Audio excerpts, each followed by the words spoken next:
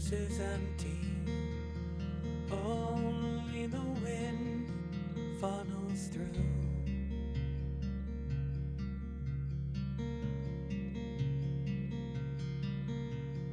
Outside she whispers to the trees some otherworldly news.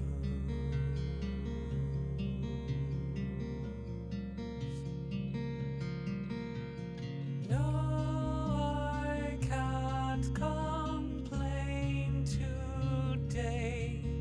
There's nothing new, nothing to do here.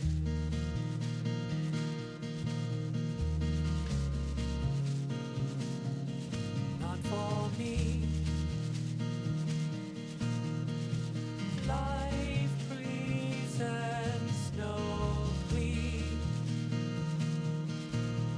The world goes on without me. I'm so tired.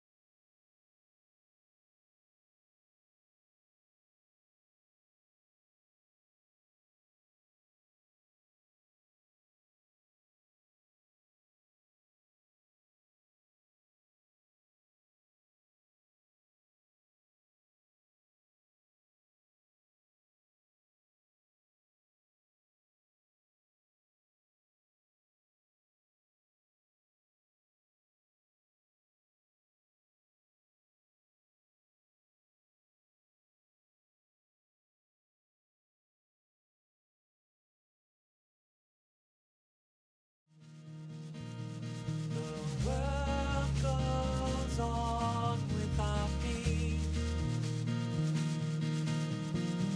I'm so tired. I just want to sleep. Hello, everybody. Welcome again. Sorry for the technical difficulties, but we welcome you once again to this Wednesday and to this live interactive, in this case, open forum. My name is Rob Pietrzak, and I'm joined here today by the lovely Melissa Scambati, my partner in non-crime. So, for those of you who have been able to tune to our broadcasts before, normally we have this be an open and live interactive open mic for everybody to perform and participate. So today we decided that we wanted to do something a little bit differently today with everything that's going on in our society and with all the changes that are taking place. We were going back and forth about whether or not we wanted to host this event and have this event take place, but we decided that we wanted to still give the platform for the community at large, the community being everybody who's here in our room with us and to you as well watching this. We felt it was important to at least give that platform and to open up necessary dialogues about what's happening right now in our society and sort of what we need to do moving forward as a people.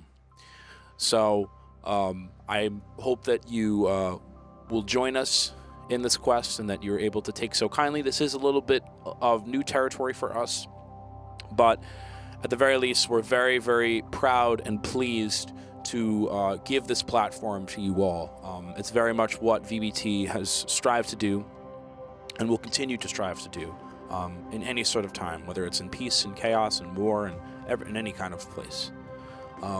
So with that, We are going to gear ourselves up for our first performer presenter for today.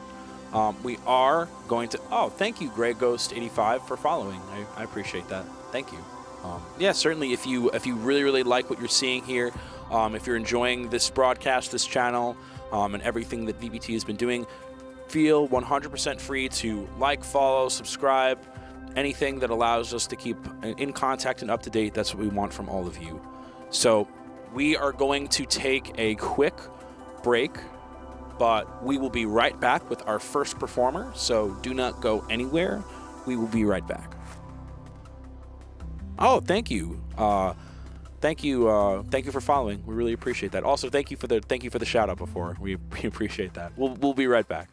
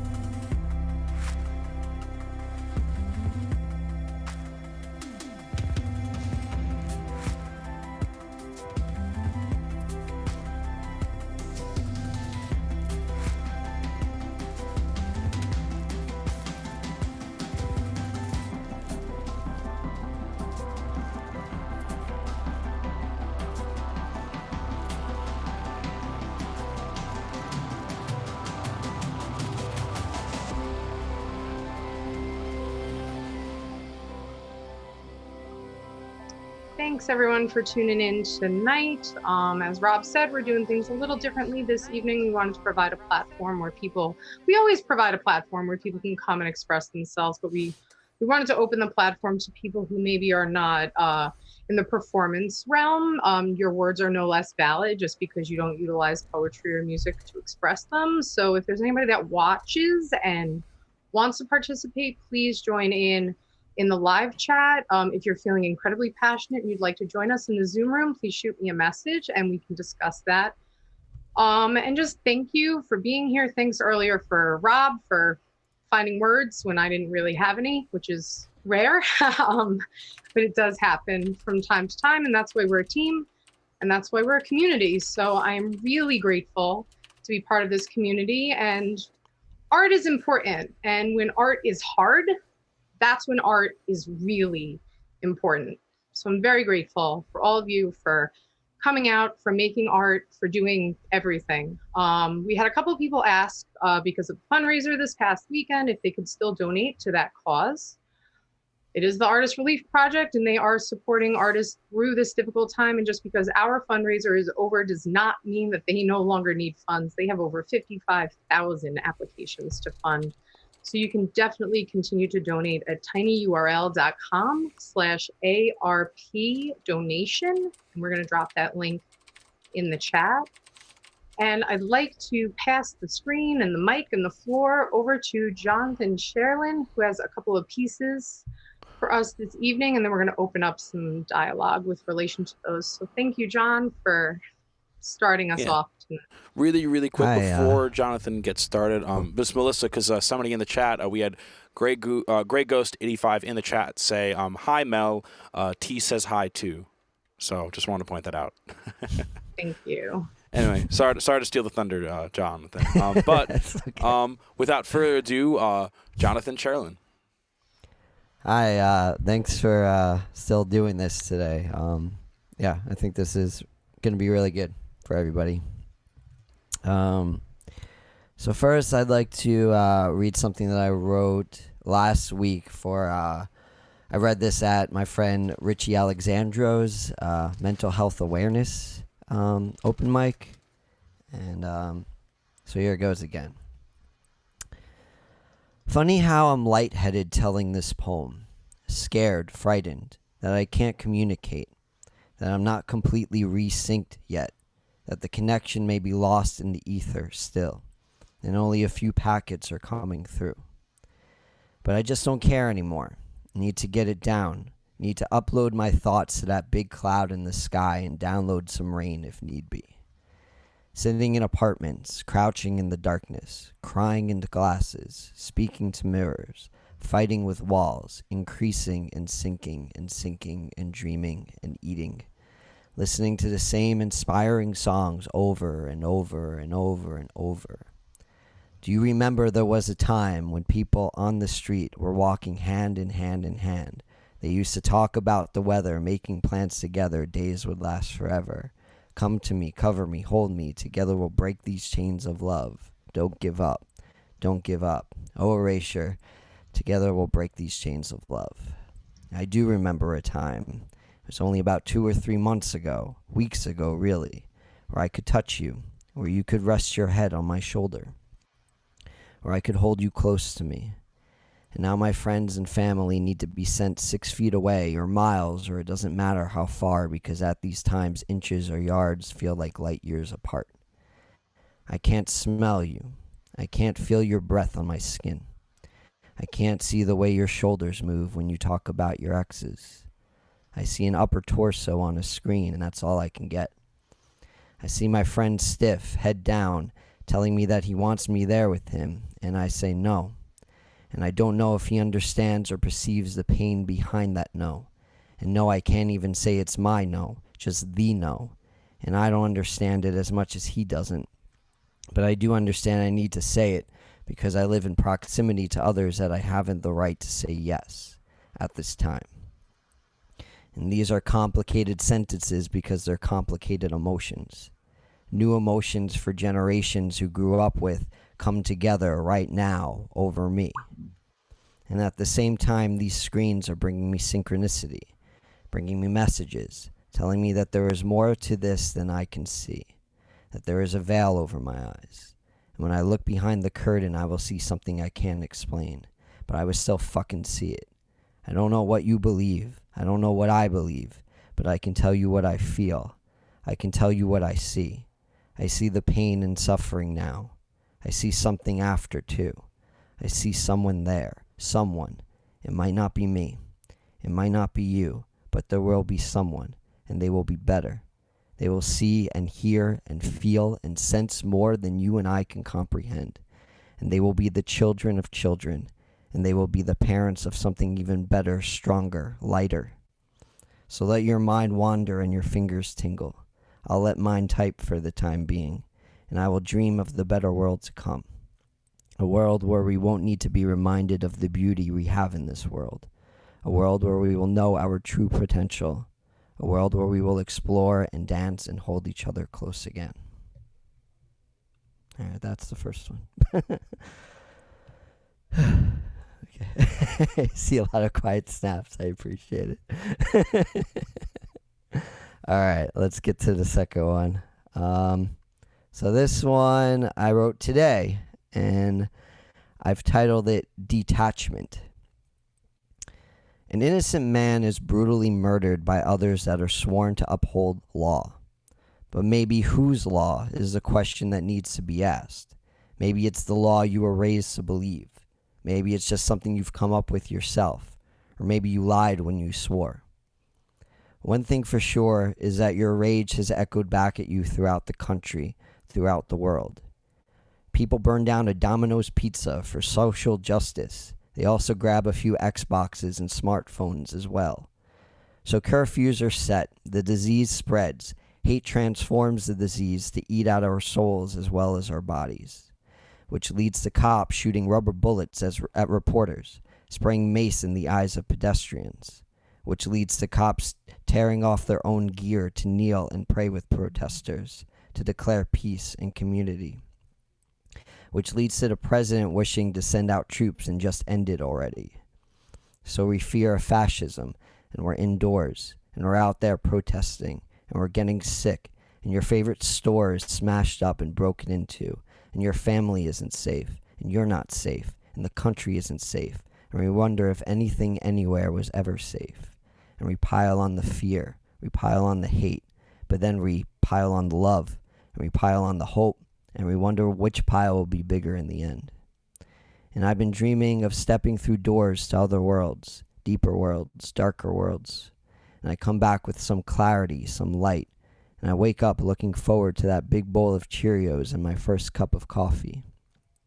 And the birds sing outside on a muggy day, and I wonder what happens next. All right, that's it. All right, everybody. Let's give a big silent snaps and whistles and everything that comes down to everything that Jonathan has said.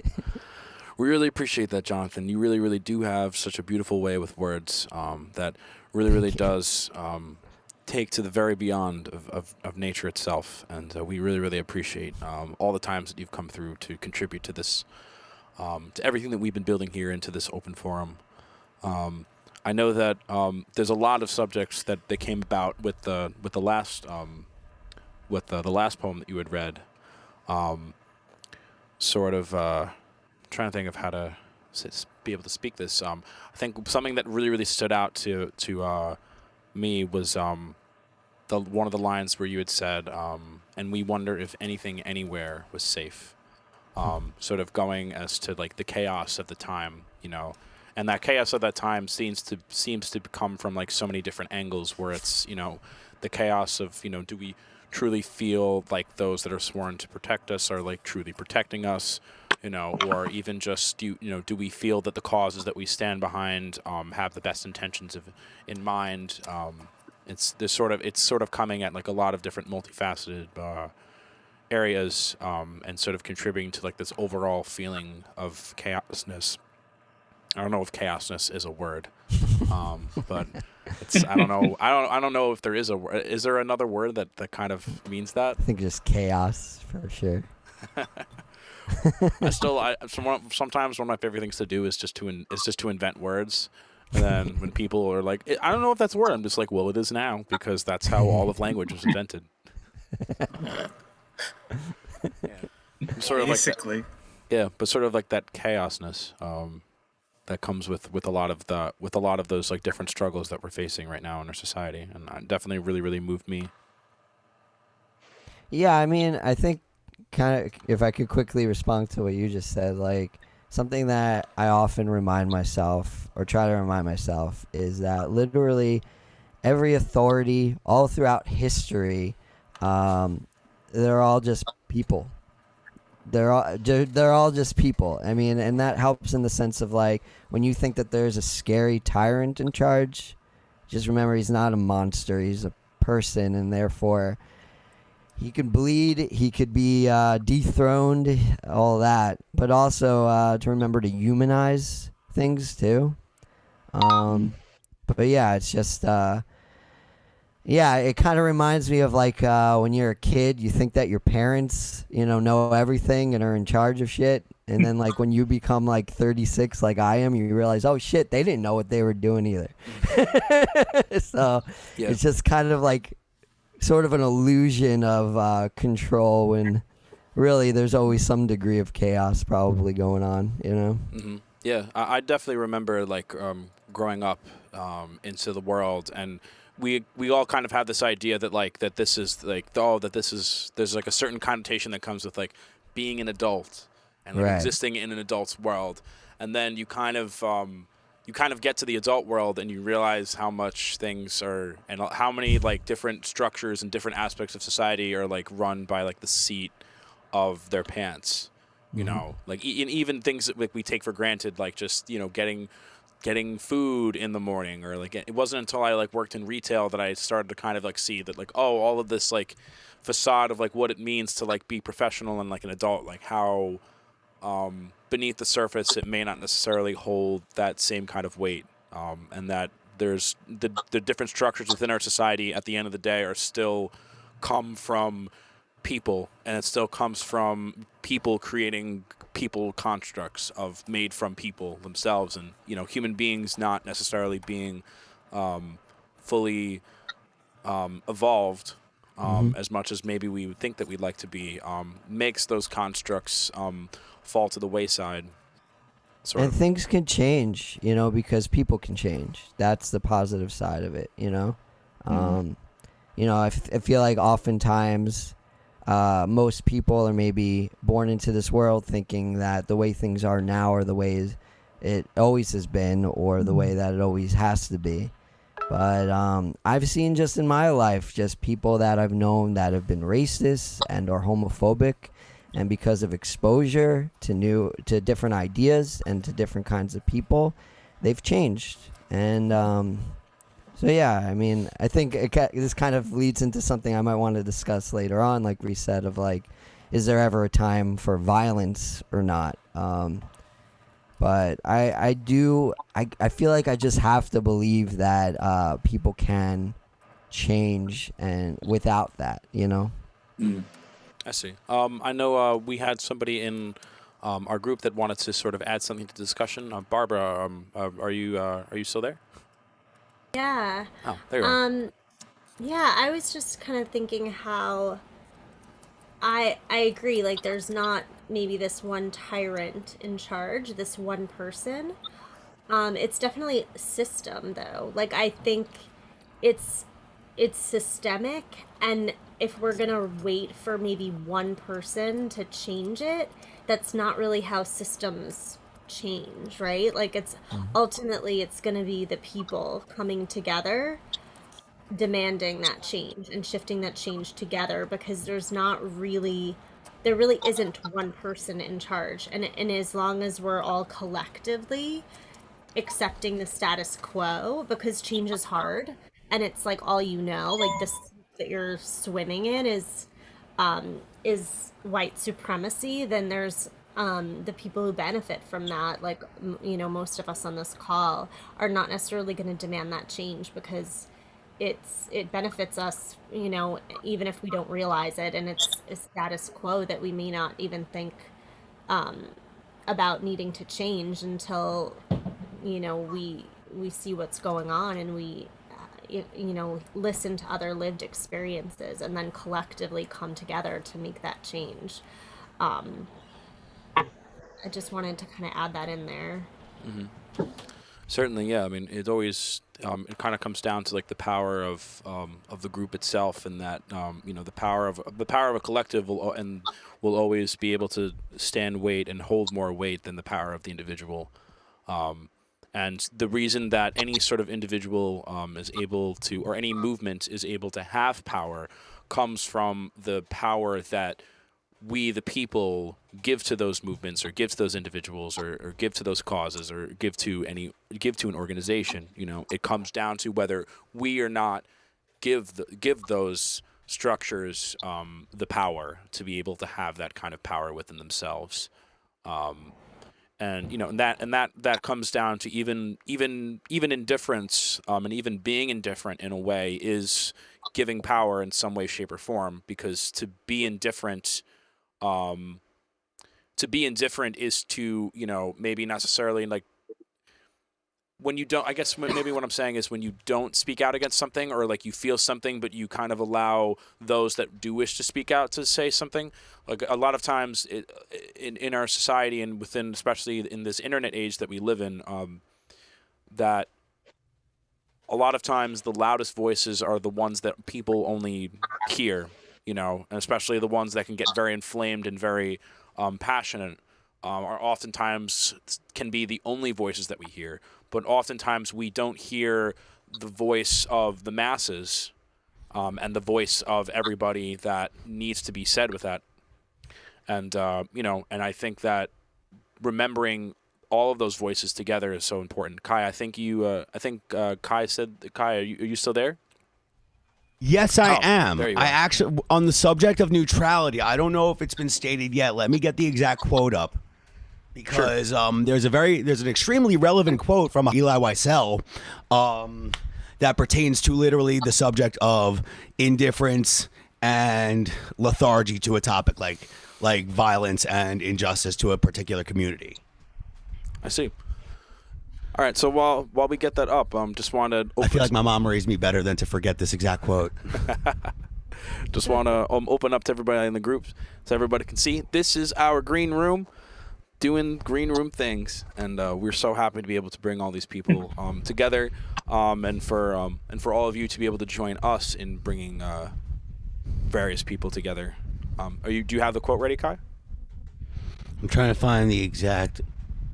Is this the infamous Jewish quote that we're all raised on of like they came Yes. for so and so and Yes. nothing and then Indifference Indifference and neutrality only benefit the oppressor. It's that one. It does nothing for being neutral in the subject basically does nothing for those who are being oppressed, and it does nothing to help the situation at hand. It only says I'm fine with what's happening. Basically, it's like I don't care. I'm in the middle. I really don't care. And to take that stance is hardcore, like whatever. It's lethargy. I don't really know how to put it any more simple than that. And like, as somebody who's been raised by very devout Jews, my mom, my grandmother, and they would be remiss if I didn't at least bring up Eli Wiesel and this quote in this context. So I love my family. And also, it's extremely relevant, so figured I'd throw that one out there. I meant to phrase it much more better. Sorry. No, not a No, problem. it's relevant, and indifference and silence are Yes. the same. They, They if only you're not- benefit the one who has the boot on the other party's throat. Yeah, if you're not speaking up and you're not speaking out, are you really speaking? And in that same vein, I know earlier John had said like about how people's opinions can change. And if you're not speaking out, you're definitely not changing anybody's opinion. And in that same vein, just because maybe at one point you had an opinion, you can change your opinion. Maybe you had a less than ideal opinion about something a week ago, a year ago, 5 minutes ago, Yes. before John read his poem. And now Yes. you have said, holy shit, I no longer feel the way I did 5 minutes ago. That is valid. And it's a part you're of human learning. growth is to Yes. be able to say like, hey, I was wrong about something. Let me learn about it and grow as a human being and try and take it from a more open-minded, a more understanding approach. People don't have to have the whole opinion on something their whole lives. They don't have to be like, I was raised this way, so I have to maintain this through my entire life and I can't be questioned on it. I can't question it. You don't have to do that. It's true. I Sorry mean, for clipping my mic if I am. No, years ago when the Black Lives Matters movement first started, obviously I am a supporter of Black lives, but I did not personally understand the sentiment. And I wanted to understand it. And someone gave me this really great example. They said, when you wear a breast cancer ribbon, you don't not care about all of the other people affected by all of the other cancer. But right now, you're talking about breast cancer. Yes. And that was the most simple, easiest example where I just went, oh, okay, that is all I needed to hear to understand that sentiment. It wasn't that I didn't support the Black Lives Matter movement, I just didn't understand it. And now years later, I fully understand it. And that's an opinion that I voice and that's a thing that I express. But you can change the way you think about a topic. And that's important because you don't ever want to be the same person you were a year ago, 2 years ago, 10 years ago. Otherwise, are you growing and are you learning? Yeah, basic tenement of evolution, you know. Justin, I see your hand is raised. Okay, so I wanted to add a few things around what John was saying and Kai was saying. So first of all, and to what you were saying. So yeah, first of all, I'm a white dude with like limited life exposure to different cultures. The past maybe 5 or so years have been, really eye opening. So I'm learning every day, and I just started listening to Ibram X Kendi's book on audio, How to Be an Anti-Racist, and uh, so like you were saying, he says similar to what you were saying that to that you can be racist one moment and be anti-racist the next moment. That it's moment by moment. And it's always going to be that way because you're you're swimming upstream. You have to be vigilant, constantly. Critical of your actions and where that might come from. So it's okay. It's okay. Like he begins his story saying how he gave this speech before going to college, and looking back at it now, the he's echoing like the sort of insidious concepts of black people are lazy, and you have to stop being lazy, and I'm not lazy, and look at me. And he realizes he was there, he's not there. And to follow that, the whole concept, I'm only on chapter 1, but he states right away the definition.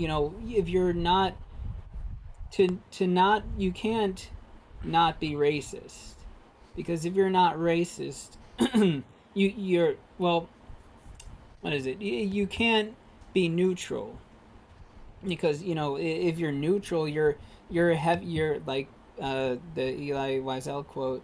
You're helping the oppressor. You're not. So that's why he defines anti-racist as someone who actively um, promotes equality in their actions. And for me, to not speak, you're adding so much weight and drag. I think about all these activist organizations that they're doing the good work, but they're, as large as they are, they're never the mass of the population. And think how much easier it would be, you know um, if everybody was doing that work, if everybody was if they didn't have to convince anybody, if they didn't have to call every household and say, please vote on this piece of legislation. um, and I'll just add the last thing to the activism side. I also listen to Sean King for what it's worth, and he has this. He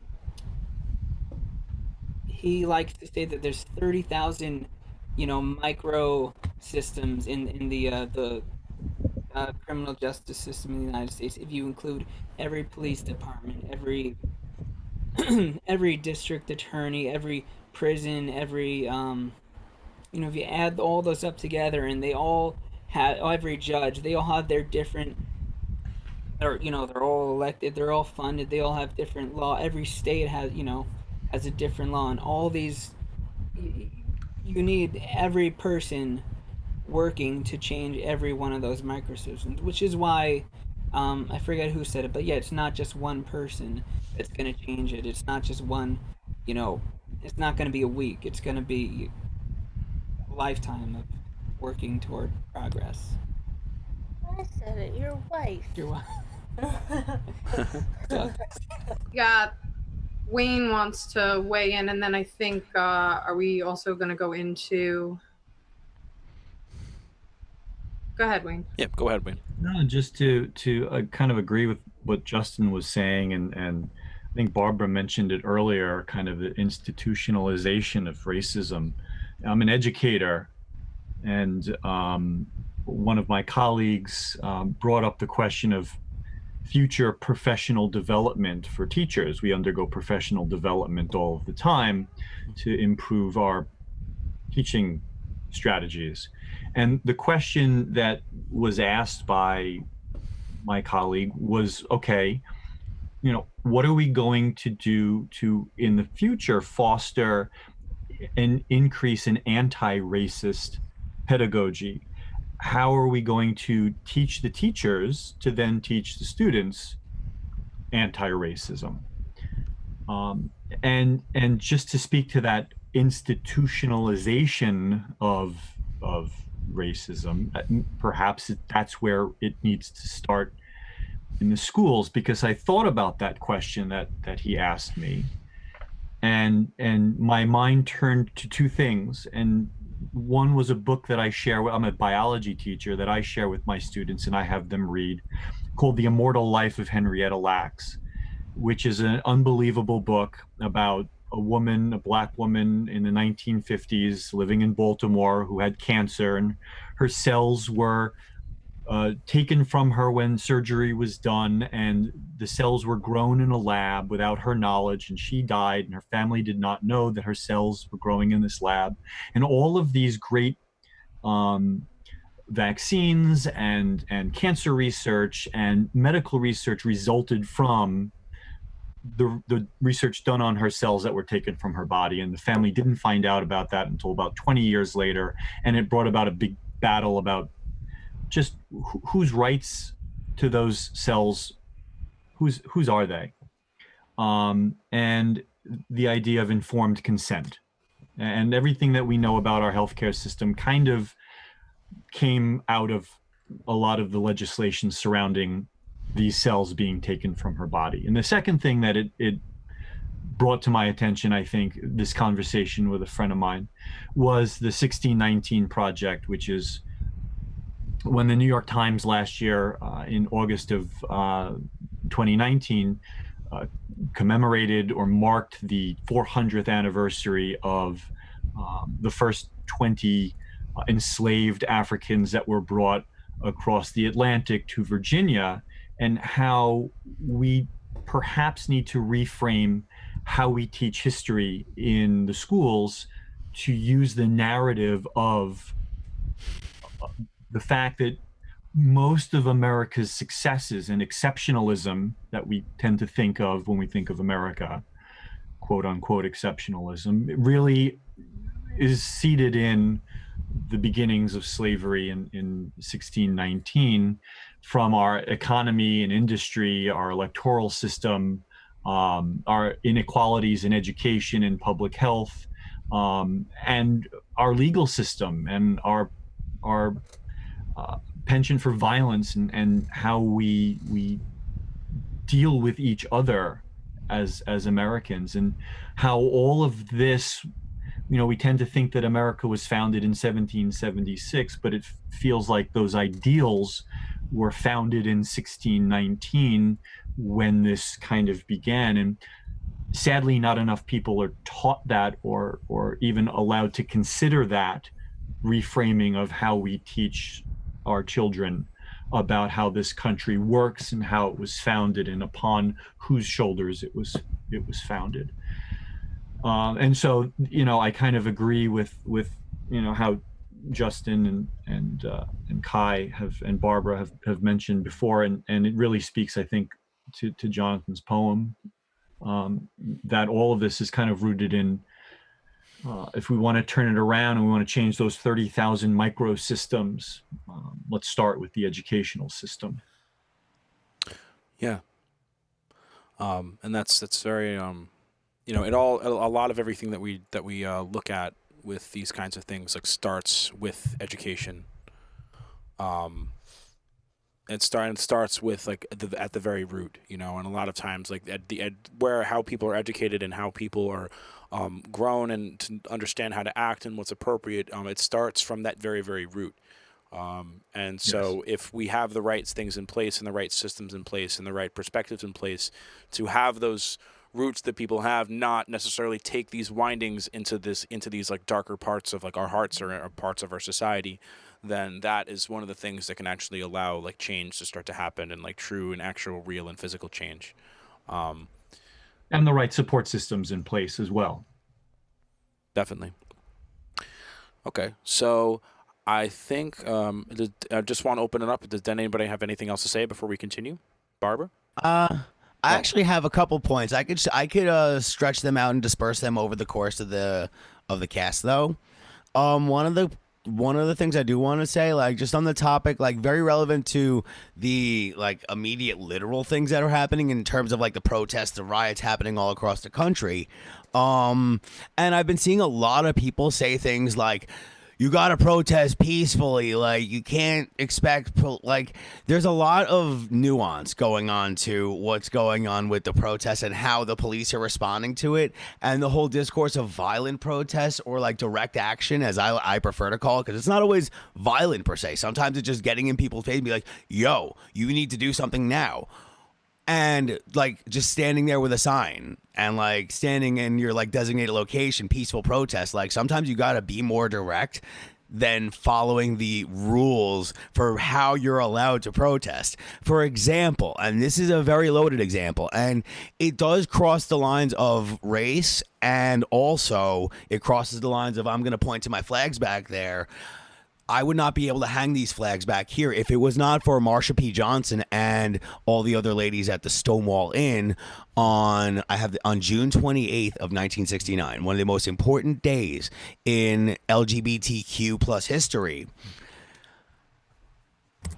Our rights movement exists because of the fact that they were raided that night for being queer, and they were attempted to being arrested, and then Marsha picks up a brick and starts engaging in open combat with cops as the rest of them all follow suit doing so. That kind of direct action literally led to things like the outcry against Matthew Shepard's death in the 90s, I believe. I was young for that one. For Matthew Shepard and for various other cases of LGBTQ hate crimes. And then in 2015, when the gay marriage amendment was passed, like none of that would have happened without the most direct of direct action. It can work, and it should be used as an absolute last resort. But like to say violence never solves anything is very ignorant in a way. Like I hate to say it, but like it can work sometimes, and it's a very, very, very big and flammable can of worms to open, but it is there to point out. It also feels in this situation too, like as white folks, I almost feel like we can't even comment on whether. Hold on, I'm sorry, I forgot to point out the one most important part of that thing. Marsha P. Johnson is a trans woman of color, as were many of the other women that night. So that's how it crosses into her race, and the whole thing was race motivated. I'm sorry, I had to throw that in there because I completely forgot it. Go on.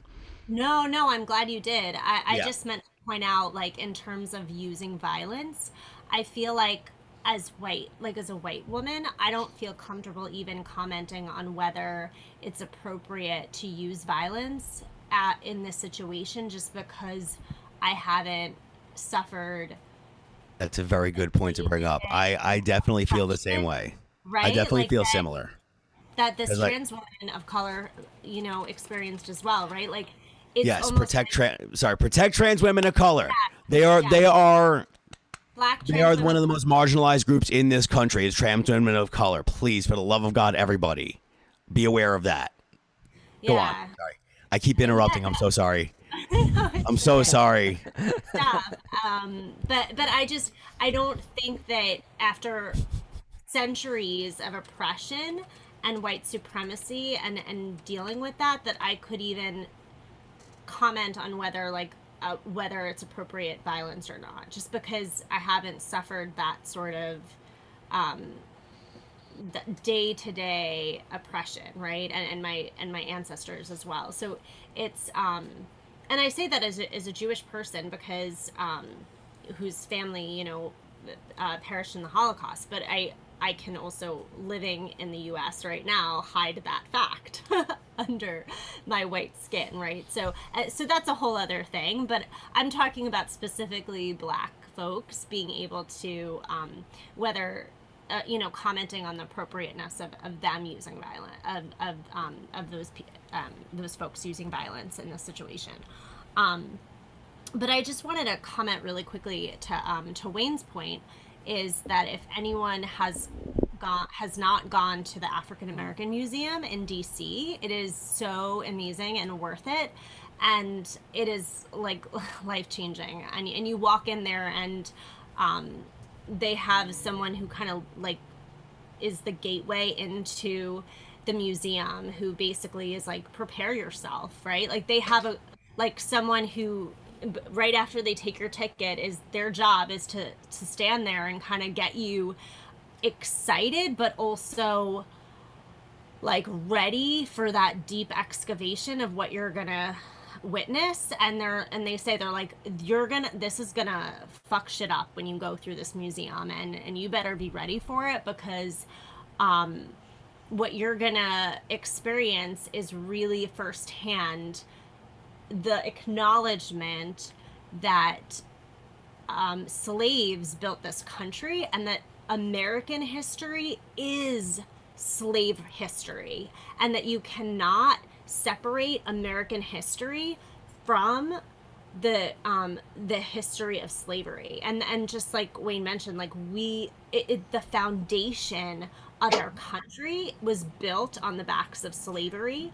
And I think that's we divorce it in our minds all the time when we talk about how great our country is and democracy. And I'm not saying those things don't exist, but we don't, in doing that, I think we also can forget how this country has literally been built on, and our greatness and our success. All of it has really been built on the backs of Black people and slaves. So yeah, I just wanted to add that in there. Certainly. And then I can go into my piece. I know I probably stirred up some more stuff, but I'm happy to do that if you think that's time. Certainly. Did anybody have anything else to add? Yeah, I just want to apologize again about the interruptions, because like I know I might be non-binary, but like I still, whether I like it or not, I'm going to not pass as like gender androgynous, and like I feel like people are going to interpret that as male talking over female privilege kind of, and I'm so sorry about that. Like I just want to let everybody know that I'm aware of that optic. I'm so sorry. No, it's fine. You know, I think that these are all things that we're all very passionate about, and you know, passions can, you know, as passionate people, and all of us being like patrons and practitioners of the arts, it's an inherently passionate endeavor, and it brings us to, you know, explain in passion, of course. Jonathan, before Barbara starts, you have something you want to add? Yeah, I just kind of wanted to, I don't know, just kind of say or clarify my stance is, I do think that there is a time for violence. And I guess like what I was kind of wanting to bring up maybe later, we talked about before the mic started, like just when is that time? You know, again, being a Jew, I remember my grandfather, who was a very peaceful man, like he said that was a good war, that the Nazis needed to be destroyed, you know, they needed to be stopped. But it's just, yeah, and definitely just the Stonewall riots, man. Like, yeah, that needed to happen. But I guess now I'm realizing more and more that during those times, I wonder if it was that clear, and when do you escalate something and when do you not? You know, when do you, or maybe like what Kai said, you just try to use it as a last resort as much as possible. But yeah, I don't know. I guess like these are just all questions echoing in my mind as well, and maybe that came through in my poems. I don't know. Yeah. All right. Thank you so much for sharing, Jonathan. Okay, so I think we've had a lot of really, really great discussions here. Thank you all so much for contributing, for being part of this open forum, this open discussion. It's all been very, very respectful and very, very to the heart of the matter. And I'm sure that we'll be able to continue these discussions. Furthermore, we're going to take a very, very short pause, and then we are going to continue with our next performer for this evening. So just stay tuned. We will be right back. Do not go anywhere. We are not doing anything else except what we're about to do, which is happening right now.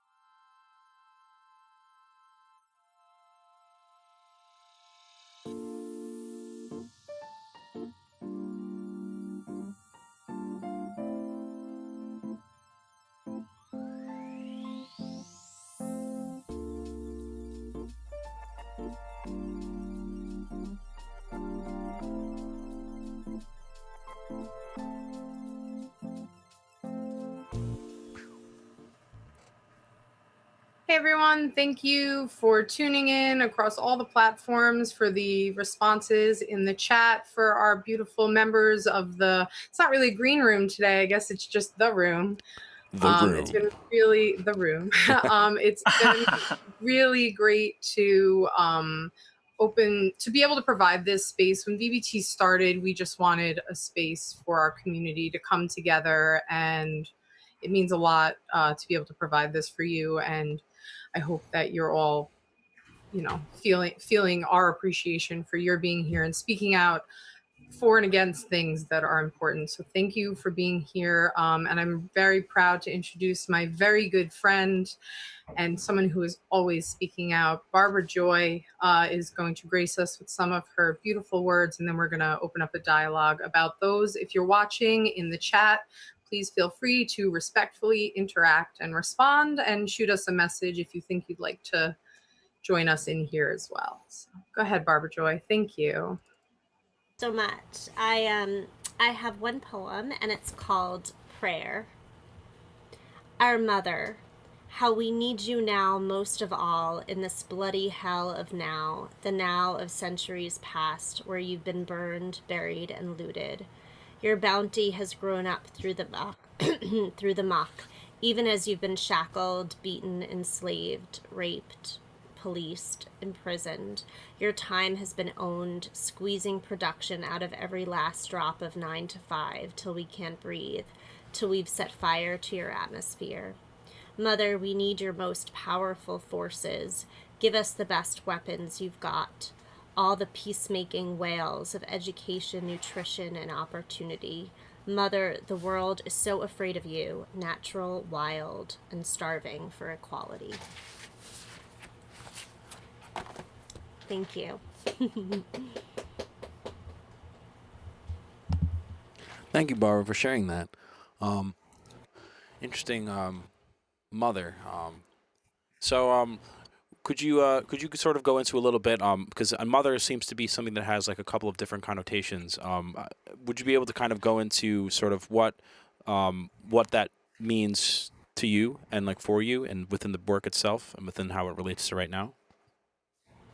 Yeah, absolutely. I've been really lucky because I've been taking this course online called God as She. And this poem was actually written during the free write of that session. And the facilitator brought up, I thought, an excellent point where she mentioned that she thinks what's happening now is just as much a racial issue as much as it is a toxic masculinity issue. And it really made me think of how the world for so many centuries has been locked in a very, and when I say masculine, feminine, I'm not talking gender necessarily. I'm talking more, what's the word that I'm even looking for? More of like an aspect, I guess you could say, of all of our personalities that we all hold within us, and thinking of force, of using brute force and power, versus the idea of what I would consider almost more prevention in terms of nutrition, like I mentioned in the piece, education and opportunity. And I think those are things that are very much underfunded in our society. And instead, we focus a lot more on militarization and power. The police, for example, anything more related to control and power. And I think that that's something that's just out of balance, right? Like, we, in some ways, we need both, right? I mean, I would probably beg to argue at this point we need very little of that, right? And much more on the side of education and feeding people and medical care for people. But I think those are things that we do think of as more a nurturing aspect of ourselves that we're just not funding as much in our society. And I think in not doing that, we're getting really stuck in policing and trying to control people, and their bodies. And I think that's such like a very toxic masculine concept as well, when we think of how historically I think there's so much fear around women's bodies, really, and their power of regeneration, of being able to birth life.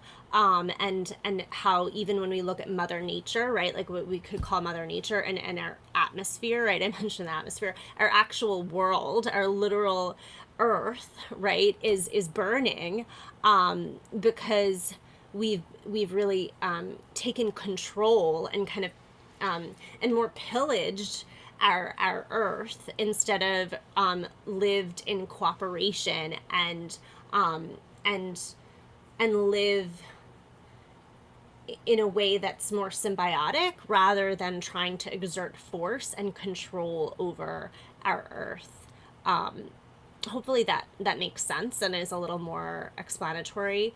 But that's really where I was coming from when I was writing this, is that we need more of the mother figure, right? Or that aspect of ourselves that is really more about nurturing in a way that is just as powerful as any other force, and really has the power to change lives, right? When you give people opportunities and education, and you feed them and give them healthcare, that's really what makes a difference in this world, and we need it so much, especially now,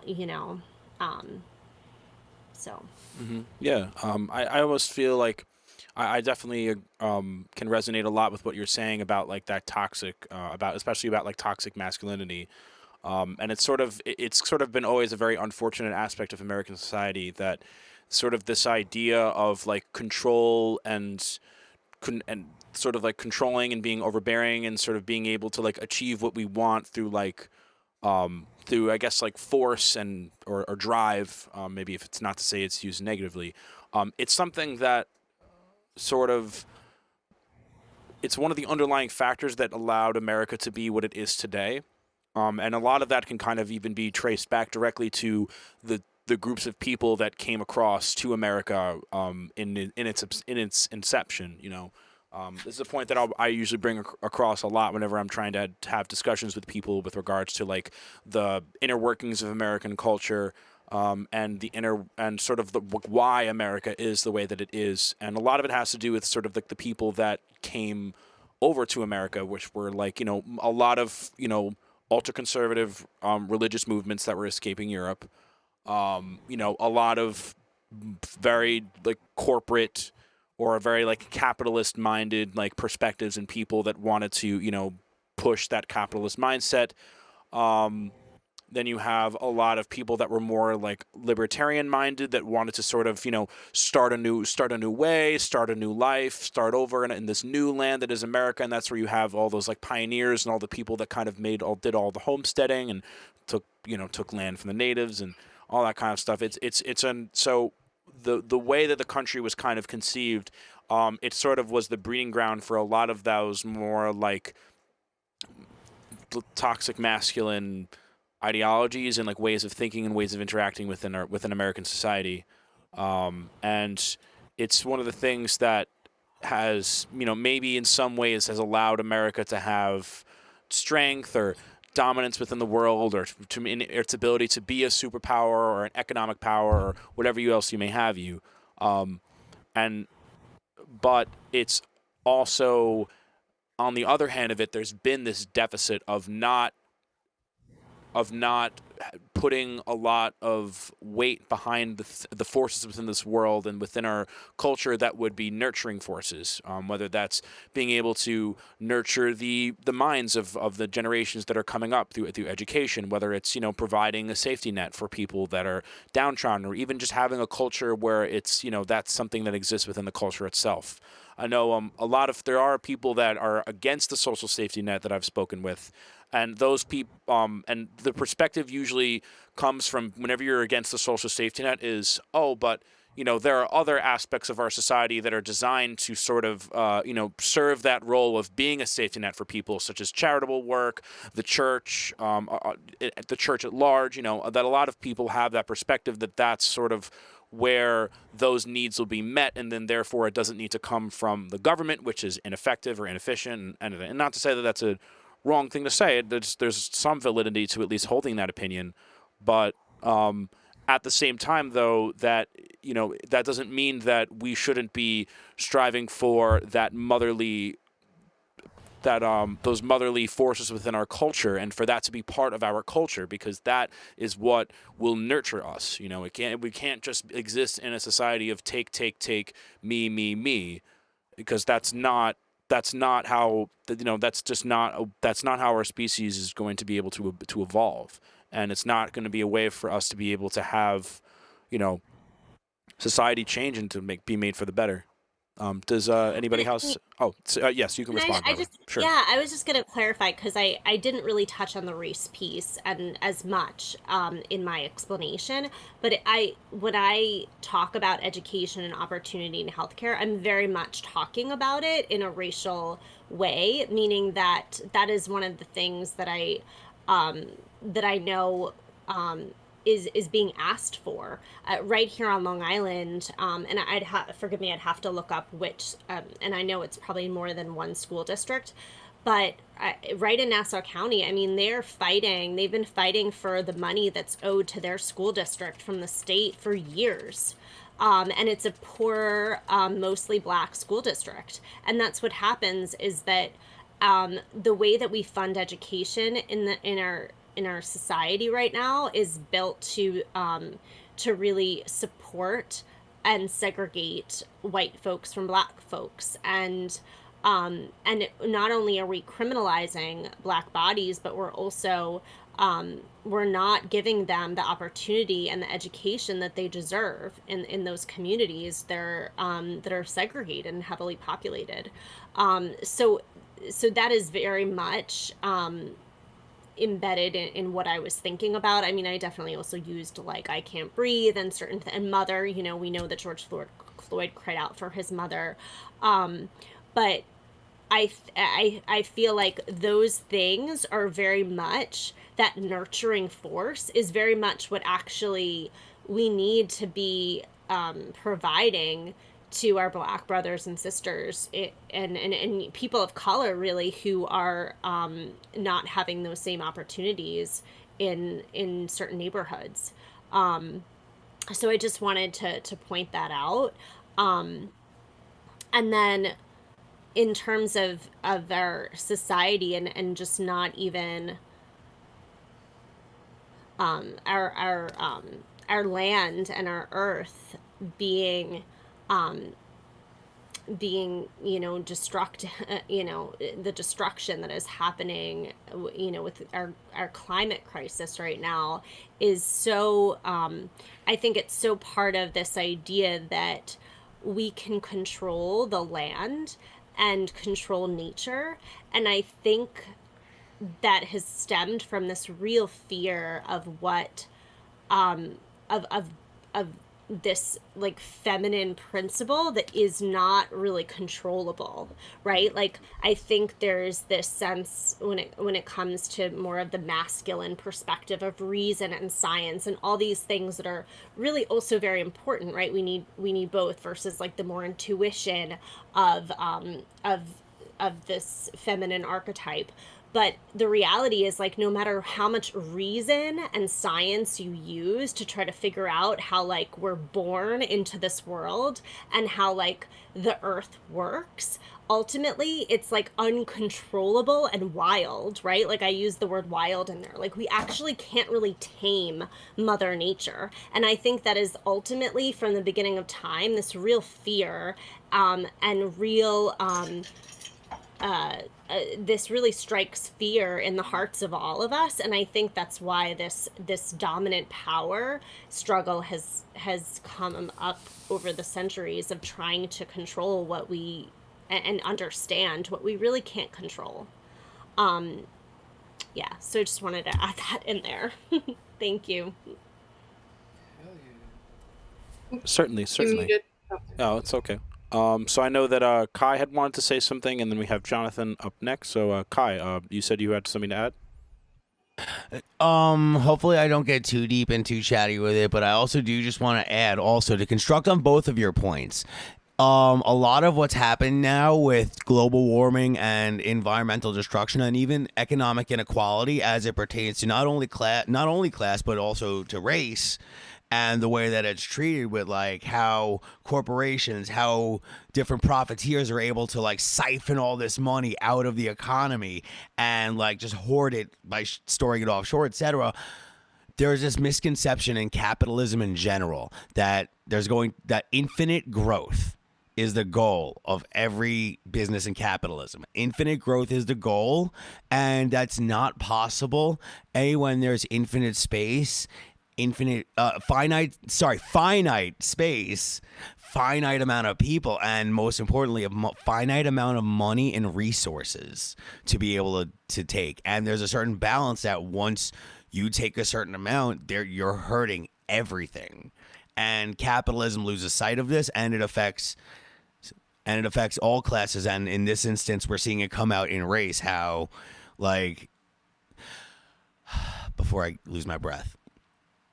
For example, 99 years ago, 2 days ago, the Tulsa, Oklahoma, the CIA came in and massacred a bunch of people in the area because they were black and they were prosperous. And at the time, 100 years ago, race was still the issue. It was. I don't know how to explain it because I am white. I have nobody in my immediate family who could explain this firsthand, so I would never understand it. But from my understanding of reading, at least, like, it was blatant racism, and they were blatantly trying to keep black people down in society, economically and socially. And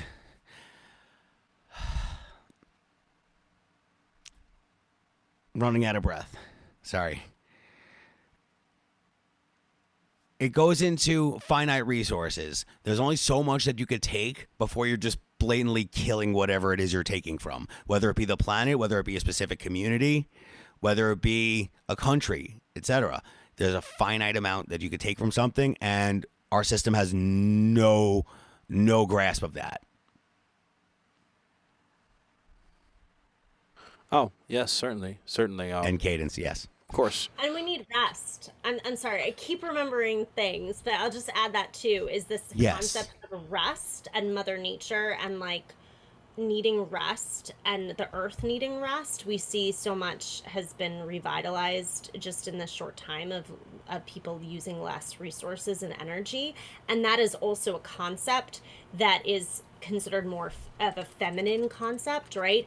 And also is very much the antithesis of everything this country stands for, which is work. And that is so in line with all of what you talk about, Kai, with this classist struggle and the working class, because in capitalism really is this idea that, you know, you just work until you drop dead. And yes, we can make a lot of things. Rob, you said like we have built a lot of stuff, right? Like we're considered the best country, but at what cost? Because I think most people we're one of the more miserable countries. I think I haven't looked at the statistics, right? But there's many other countries that are far happier than we are.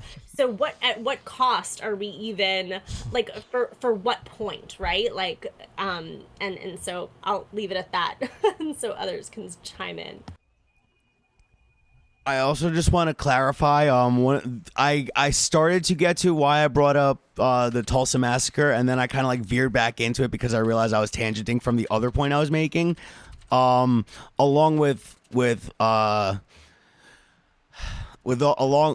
economic well-being is directly tied to political power, and the reason is like one of the reasons that's been documented that the CIA did what they did in killing everybody in what was referred to in the Greenwood district as Black Wall Street.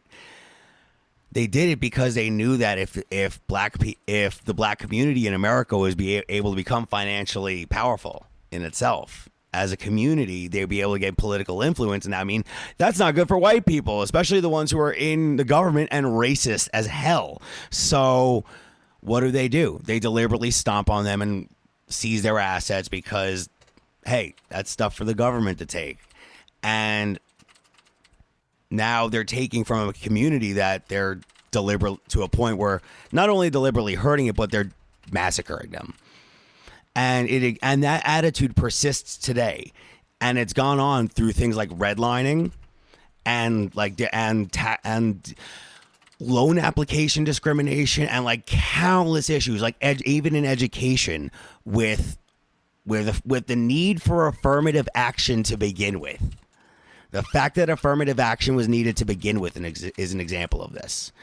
And it all goes into another point I was going to make tonight, that the working class in general is the most powerful and strong political force in the political world. Not to be redundant, but political. And when that power is harnessed properly, anything is possible, including things like police reform, racial equality, economic equality. And because race is so tied deeply into all these things, they know what they're doing. They've known what they were doing for the past how many dozens of years. That's what I'm trying to get at. A lot. That was a lot to unpack. I'm sorry. No, it's fine. That's fine. Jonathan, I know But that I need to clarify a lot. Not a problem. Jonathan, I know you had something else you wanted to say. Sure. Man, now my mind is getting like crowded with stuff. Well, what I was gonna say before when I raised my hand, in response to like some of the things Barbara was saying, was that about chaos and control, and from a more like philosophical standpoint, maybe like what I've been thinking about is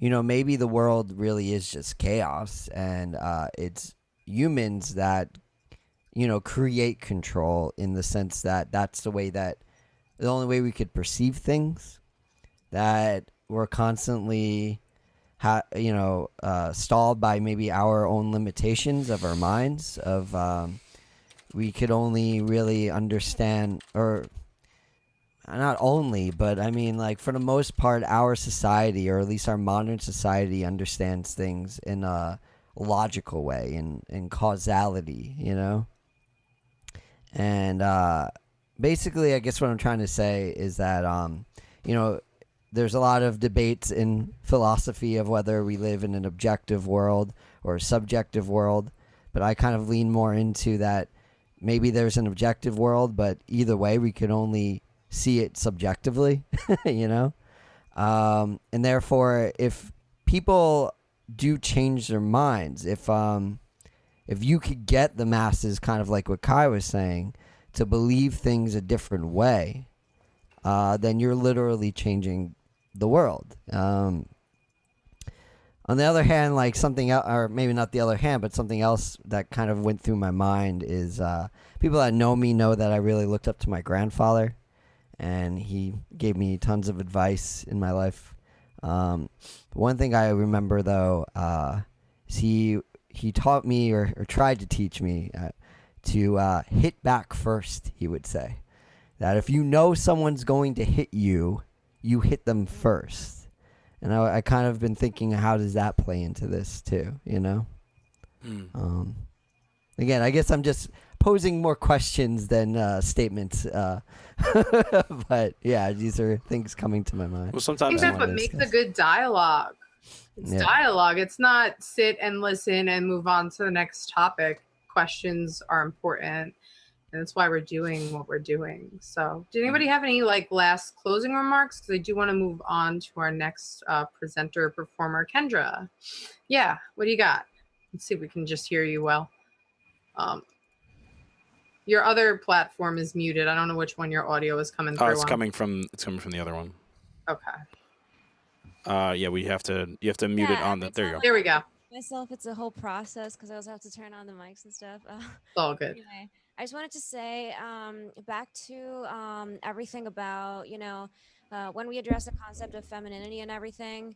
I just wanted to say thank you for that, because as an artist and as a person, even with my background, I'm originally from Sicily, which is a beautiful place, but it's closed-minded and everything. Like throughout my life, I literally grew up being criticized and just like with people pushing my buttons about that whole thing, because it's almost like the world has reversed the two opinions of, oh, in order to be taken seriously and to be decent, even though that's not really an objective matter in my opinion, a woman has to cover up, a woman has to like take back her power, instead of putting it out there. Or let me rephrase that, has to hide her power instead of like taking it back and putting it out there.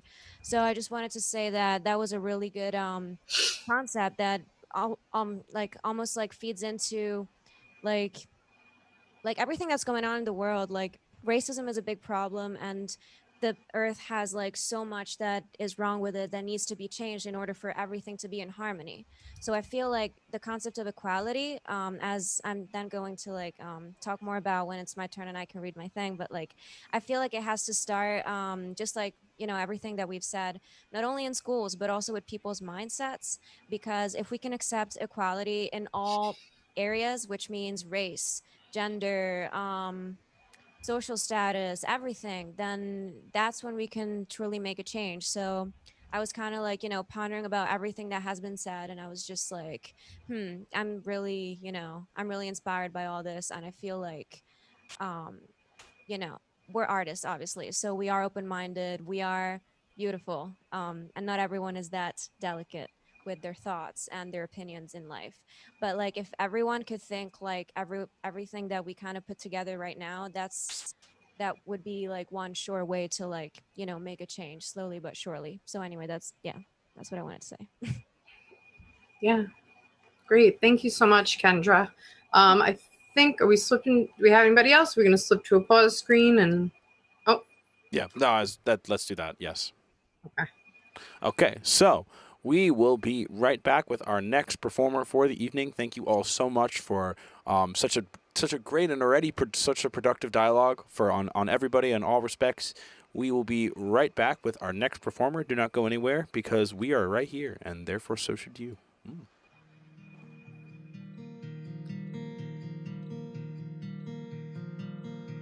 The fireplace is empty. Only the wind funnels through.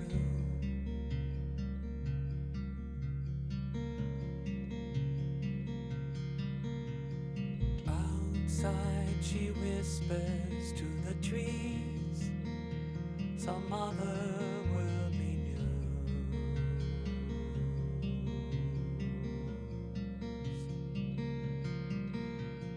No, I can't complain today. There's nothing new, nothing to do here.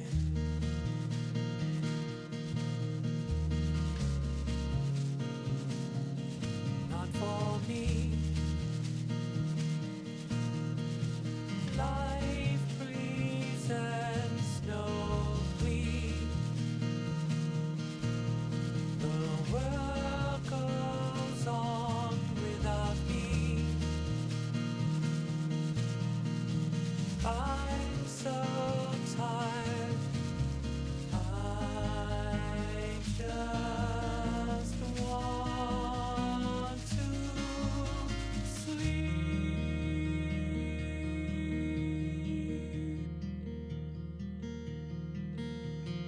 Houses are empty, all the cars into the city gone.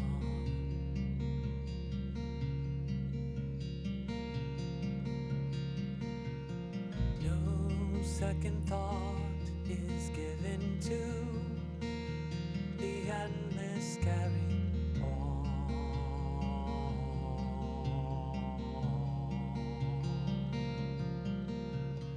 Two small hands, much stronger than the rest, guide you from behind the glass.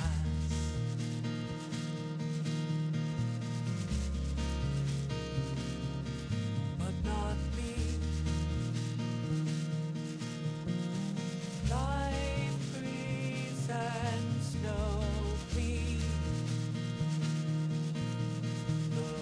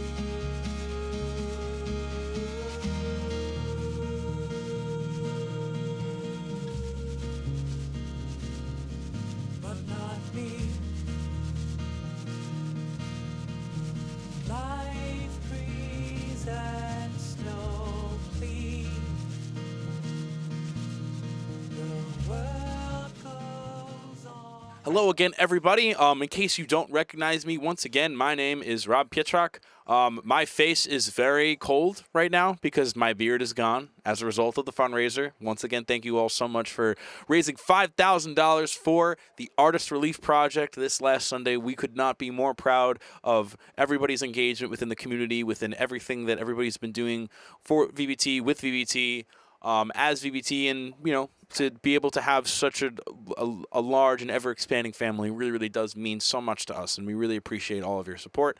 And my face definitely appreciates all of its new cleanliness, of course. But regardless, this isn't just about my face. This is about we have so many great performers coming up in just a little bit. One of them, she is an incredibly talented poetess, and we are so proud and pleased to have her as part of our showcase. Once again, give it up for Rosa. Wait, let me show the silent Hey, claps everybody. and everybody. Hey, I want to just everyone. like finger clap. Hey Rosa, how are you? I'm good. This is great.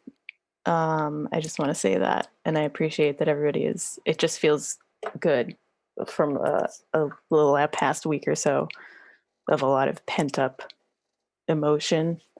I do, before I read my poem, I do want to, since we've kind of been talking about resources, I listened to these 2 episodes of the podcast Code Switch about, they were 2 episodes they did a few months ago about friendship and race. And they were really, really, I'll put the links up so you guys can listen to them, but they were just very interesting. And kind of what we were talking about with being uncomfortable, there were times where it made me uncomfortable, which is usually a good thing, and that's a sign that, you know, I needed to hear this kind of thing. So I'll put those in the chat because they were really great. Certainly. But I do have a poem. I wrote this in 2018. It's still applicable now to me, and it's really about my own emotions and how that intersects with the actions we may or may not take and the actions we need to take and what keeps us from doing that. It's okay.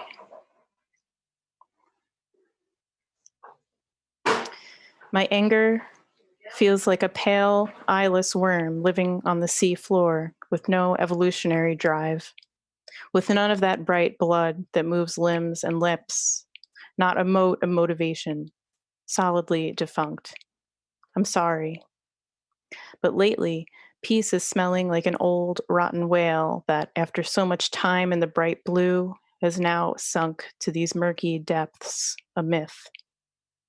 The only clarity down here is this: they do not care about us. I think they want to make the country like a cruise ship, aimless and contained, polluting its support. I'm tired of telling myself this isn't a joke. I'm tired of analysis, of think pieces, of arguments. I'm tired of all this that must be done, but it must be done, and so it must be done. Thanks for listening, guys. Well, thank you. Finger claps. Every single one of my fingers is clapping. That was powerful. That was very powerful. Thank you. Yeah. Oh my God. I definitely resonated a lot with the description that you had with peace as a rotting whale, like sinking into the murky depths. Where I know, for a large part of like an American society, and maybe even just like the society of the world, like we've come very accustomed to like the concept of peace and to the world being in this not necessarily relative state of peace. Like we say peace, yet the United States has been involved in armed conflict in the Middle East for the last 20, if not more, years. You know, so it's hard to say that like that equates to peace. But even still, even really ever since like, we have the Korean War, we've had the Vietnam War, but even the wars that we've had, they've always been other wars. It's never been like a war that exists on like our soil, or a war that exists on like a global scale. For the most part, because since with the changes that have taken place within our world, that almost became something that couldn't happen with a bunch of powers within the world having access to nuclear weapons. And so now all of a sudden conflict is not something that can really be carried out. And for other reasons as well. But I think that after that, though, then the world is kind of, peace has almost become this like lethargic state of existence that doesn't necessarily apply anymore and is just kind of like blissfully like drifting along. Whereas maybe instead we would have changed things or like have gone through the process of making change, that the quest for peace can also be a quest for fear, sort of not even a quest, but like it can cause fearfulness of change, because to support the status quo is easier and oftentimes more peaceful to do so. So that definitely resonated with me very, very, very deeply. Because sometimes that's how like sort of keeping peace or striving towards like some levels of peace can be. It can lead to stagnance. Yeah, absolutely. And I think too, when talking about what's going on now and, people of color being murdered, and there is a sense too that I need to remind myself of as a whitish, I call myself whitish. I really have not figured out yet what I call myself. But I'm mostly white and I experience white privilege, obviously. So there is also a sense in individual lives, I think, who is allowed to feel peace for the most of their lives and who has to live their entire life in fear of being killed by police. And I think that's something I've been thinking about a lot too. Yeah. Of course. Did anybody have anything that they wanted to contribute? Kai? Yeah. This is a little of a loaded point, but I do also just want to say, like, with the peace thing, peace is something that people take for granted, especially in the past good few years in this country, where it's like we've had this perception of peace, but meanwhile we've been dropping bombs on so many countries around the world, and we have troops we're saying support the troops, but we're at peace. But they're off in battle, but we're at peace. And this resonates with me very, very specifically, because as I've told some people in this room previously, and I do feel comfortable sharing it to a broadcast, because like I'm trying to take ownership of it myself and like trying to desensitize the trauma of it. My father died on 9/11, and from 9/11 we've had this progressive he was in the North Tower, by the way, so it wasn't just like he was a fire, like he did not agree to that at all. So he's not a hero, he was a sacrifice. And that's how I look at it, and I wish I could say he's a hero. Anyway, since then the United States has been on a very, very, very crazy slide to authoritarian militarism and imperialism, like gone rampant throughout the world, and it's gotten so much worse than it ever has been, or at least from what I've seen since I've grown up. At least would I be aware, and it's epitomizing on our own soil now in these last couple of years, and I feel. The only thing I could say, like on a personal level, is my dad did not die for these for militarism to be used in these communities, and for the use of terrorism, homegrown terrorism now being used. The Patriot Act, which was passed because he died, to spy on all of these protesters. This isn't what was supposed to happen, and it hits home for me on a really weird level. But I see it, and I'm just like, and I know how we got here. It's just, I'm shocked that it came, not that it came to this. It's really not surprising, actually. It's really not surprising in the least bit. It's more just, it's sad. It's a solemn moment, and we all have to be aware of it. And it epitomizes, the racial disparity is microcosmic, extremely microcosmic, of everything that every other fight that the U.S. has ever fought. Is really what I'm trying to get. I'm glad that after everything that's happened for the past 400 years, I'm really glad that the most visibly and noteworthy instance of American injustice is finally the one that's bringing everything out to light. Like, racial injustice is bringing everything else out to light, and it's so vindicating is the word I would use. Agreed. Anyway, sorry about all that. I got really wordy there. I didn't want to get wordy. No, it's fine. You had a lot to say. Peace and it all relates. peace is taken for granted. That's what I was trying to say. Peace is taken for granted.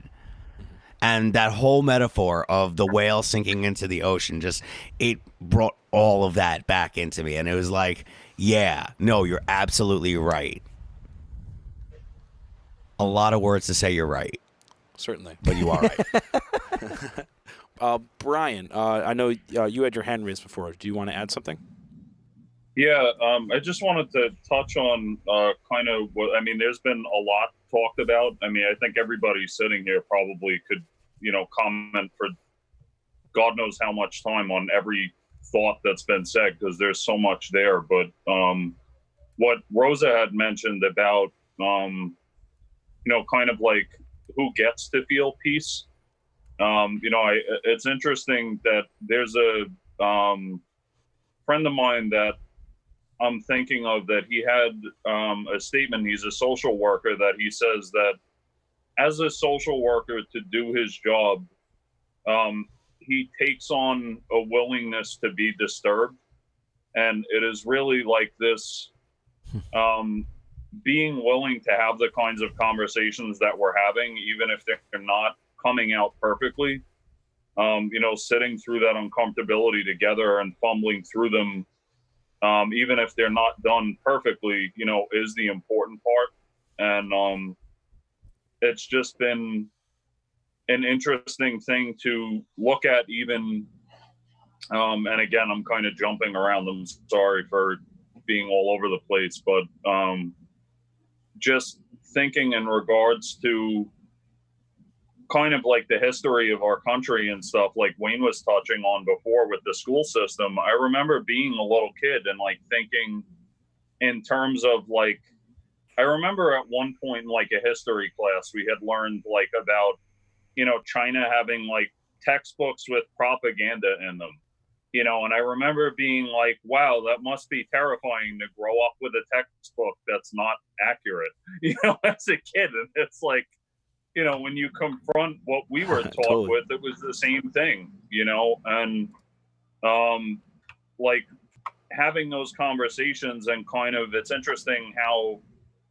looking at how we were educated and everything, now we're at a point where we're all kind of looking at each other and going, everything that we were taught maybe was not what was the accurate thing, and having to do our own research on what is right and what is accurate. And the other thing that I'll end with was I'll just say that I've been looking into resource-wise. There's some really good radio archive, which I'll throw in the chat. Studs Terkel has his radio archive online, and their interviews from like the 70s that he has sectioned up into different topics, and one of them is civil rights activists and movements, and he interviews key figures during that time. And it's scary how some of the interviews he does are in the 70s, but those conversations and questions that they were grappling with then, like the interview could have been done now, and been equally as relevant. So I know I kind of went all over the place there, but it's an interesting thing to grapple with these topics and to have safe spaces like this. I appreciate you guys doing this. Wonderful. Could I just respond to Brian's point about education? Sure, and then we'll go to Jonathan. I'll keep it brief. Just to keep in mind that a lot of education is business, and there's money to be made. It's a capitalist venture. It's textbooks. It's standardized testing, and it is it's controlled. So, to get textbooks to be reformed would take a lot of companies and the states who control education all separately to agree on changing textbooks and changing the narrative and reframing the narrative. And that remember, people vote on who there's members of the school board are, and school board members are the ones that approve of textbooks. And so there's a lot of unfortunately ingrained procedures that are very hard to change. And I don't know how that happens. I don't know how that change occurs to reframe that narrative. But you bring up a good point, Brian. Certainly. Thanks. Thank you. Jonathan, did you have something you wanted to add? Yeah. Something that came up in my mind when Rosa was reading her piece, and actually it got even enforced with Kai talking. I kind of brought up that my grandfather was sort of like a mentor to me, and back in 2005, so I guess like 15 years ago now, I actually interviewed him for a class I was taking in college, an anthropology class. We had to interview someone about their life. And I actually found the excerpt I wanted to talk about, where in that interview I had transcribed it from my class. And he said, philosophically, I believe we are still in the dark ages. People historically say there was a period of 1,000 years which they label as the dark ages. We did have an enlightenment, which has been negated in many, many ways. But in terms of what's happening in the world today, we are still living in a period of empire building, colonialism, poverty, illness, unemployment, starvation, genocide, and war. And it just totally came to my mind of like him saying that, of like, yeah, these are still the dark ages, man. And later, like when in that interview, he talks about that really what we need to do is like get rid of big corporations. We have to have people in charge that actually care about the society, and communities. And we need to have, make it where you don't have to be a millionaire in order to become, a politician or be in government or be in charge. There's just a lot of things that need to change. But yeah, I'm just kind of convinced that we're still like in these dark ages, and maybe there was a short time of enlightenment, but maybe there wasn't even. I don't know. Something I wanted to bring up too about like the education thing too is kind of touched upon, but it's really messed up. I even remember thinking about this when I was in school, of school districts where, I went to high school, or junior high and high school in Massapequa on Long Island, right?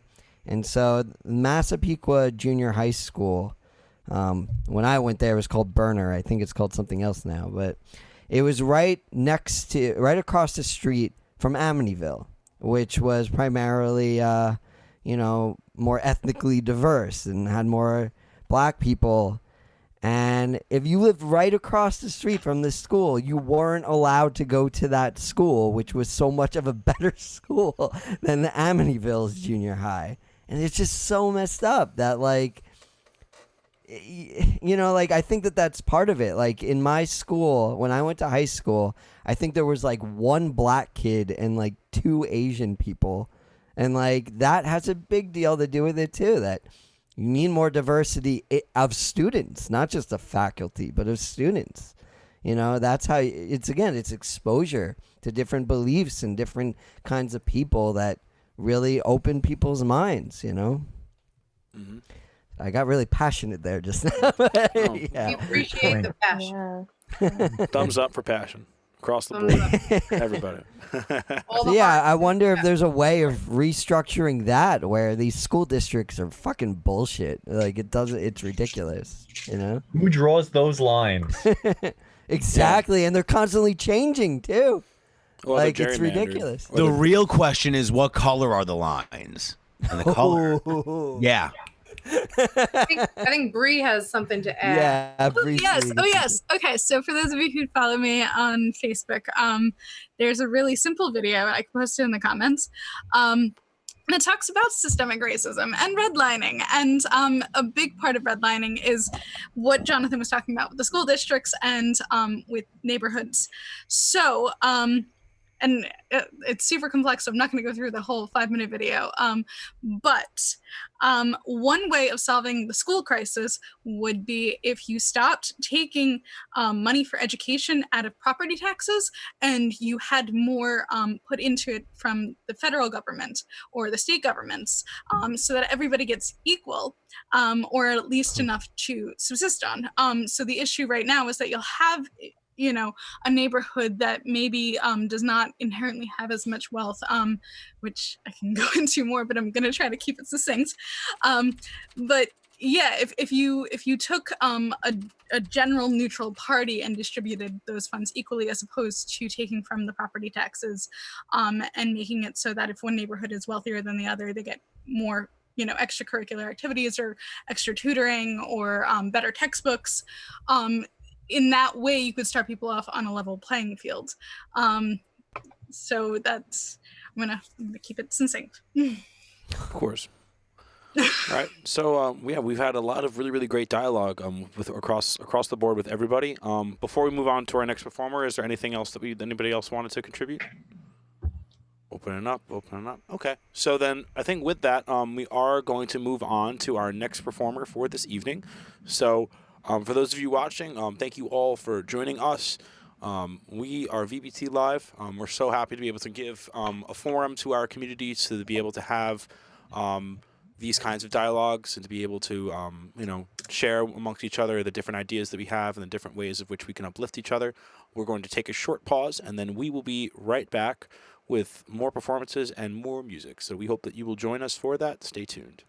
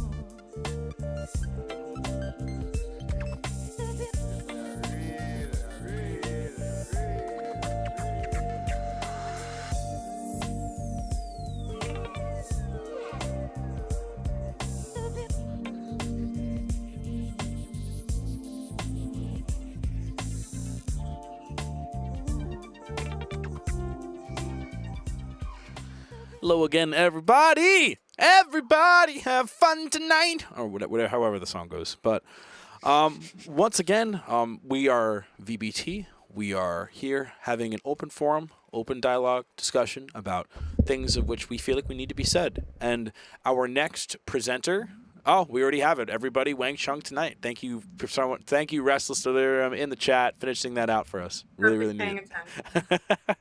So, we have our next performer, presenter for the evening. You've probably seen her face before. She is a very real and very integral part of everything that makes VBT possible and practical. Certainly, I am not an organized person, so if it wasn't for this person that I'm about to present to all of you, especially with the face of which she wears with pride, none of this would be possible. So please give a very warm and open-handed, silent Zoom clap to Melissa Schimbati. Silent Zoom clap. Clapping silently. Yes. Thanks, y'all. Thanks. Appreciate it. Thank you, Rob, for holding it down tonight. Really means a lot. So some of you are probably very familiar with the Martin Niemöller quote, "First they came for the Jews, but I did nothing because I am not a Jew. Then they came for the socialists, but I did nothing because I am not a socialist.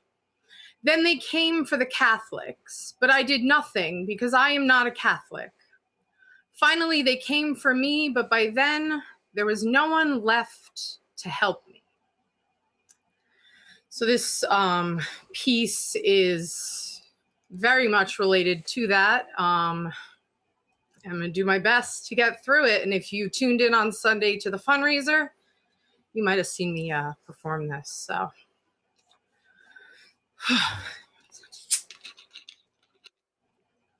We love you, Melissa. coffee was a bad choice because now I'm caffeinated and I have dry mouth.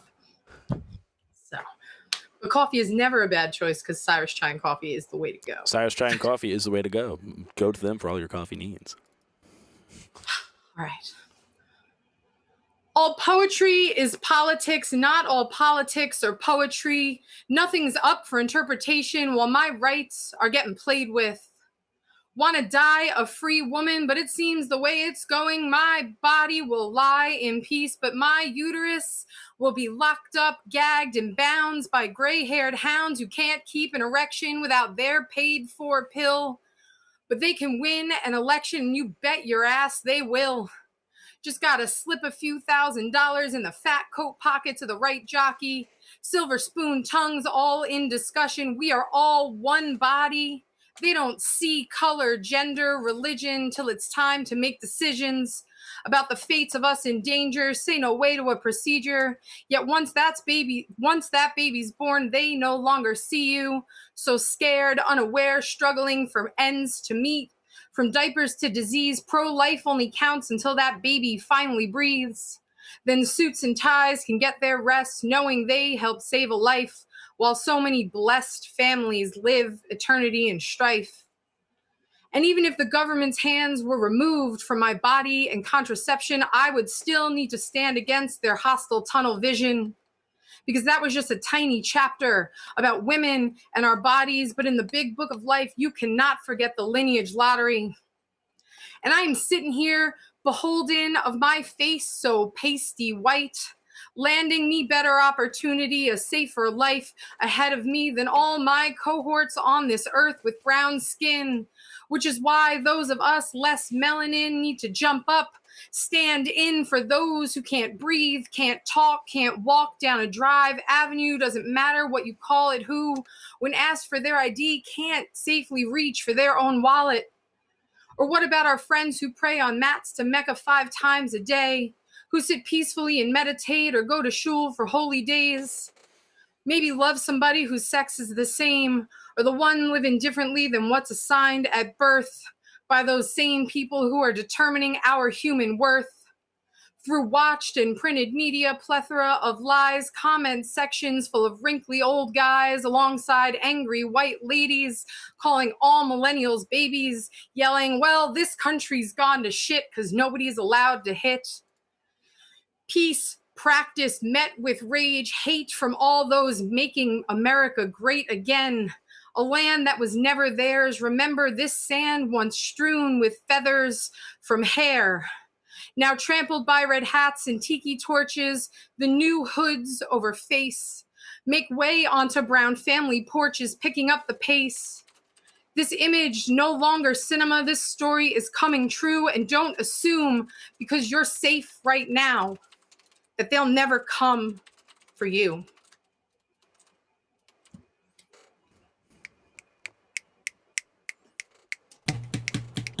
Woo!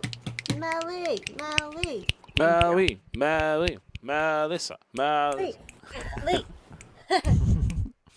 Wow.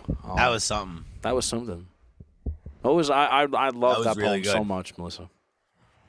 Thanks. It's just very, very powerful, very eloquently said. Especially, I don't know, so much of it. You know, you're always able to like just speak with such like this like, it's almost like you speak almost like a cello, where it's like it's like a string that's just like constantly resonating and vibrating with this like deep and like pervasive tone that's within it. And very clear and very pronounced and very dignified sounding. So like I like that analogy, Rob. That's a very good one. Like you do a very good job and you sound very, very serious about what you're talking about and very passionate. That's what's most important. And it was very well said. Like it was clearly spoken and it was very clearly defined. You did an excellent job. Thank you. Yeah, What did one bass player say to the other? I was gonna say, Melissa, that was perfect. That was well said. I've been trying to like think of something to say, and that was just I kind of like covered. Oh yeah, sorry. I've been like looking over here because everyone's over here. Oh, good. Yeah, that was like we've been looking exactly. And also, I just get distracted just because the lights and everything. But I've been kind of like trying to figure out something to say as well. It's like hard. It's very hard to figure out something to say. But that was literally perfect. You leveled. You covered a lot of aspects of like kind of like why I want to preach out and everything. And yeah, seriously, nowadays it's like there's just so much. There's just a bunch of chaos going on in the world, and it's just care for each other, just be there for each other, and just remember that we're all human. And that's all I have. That's all I have to say. Yeah, and yeah, can't wait till we perform. But I love hearing you guys. This is seriously is amazing, and yeah, let's continue on. Yeah. Thank you. Daniel, did you have something you wanted to add?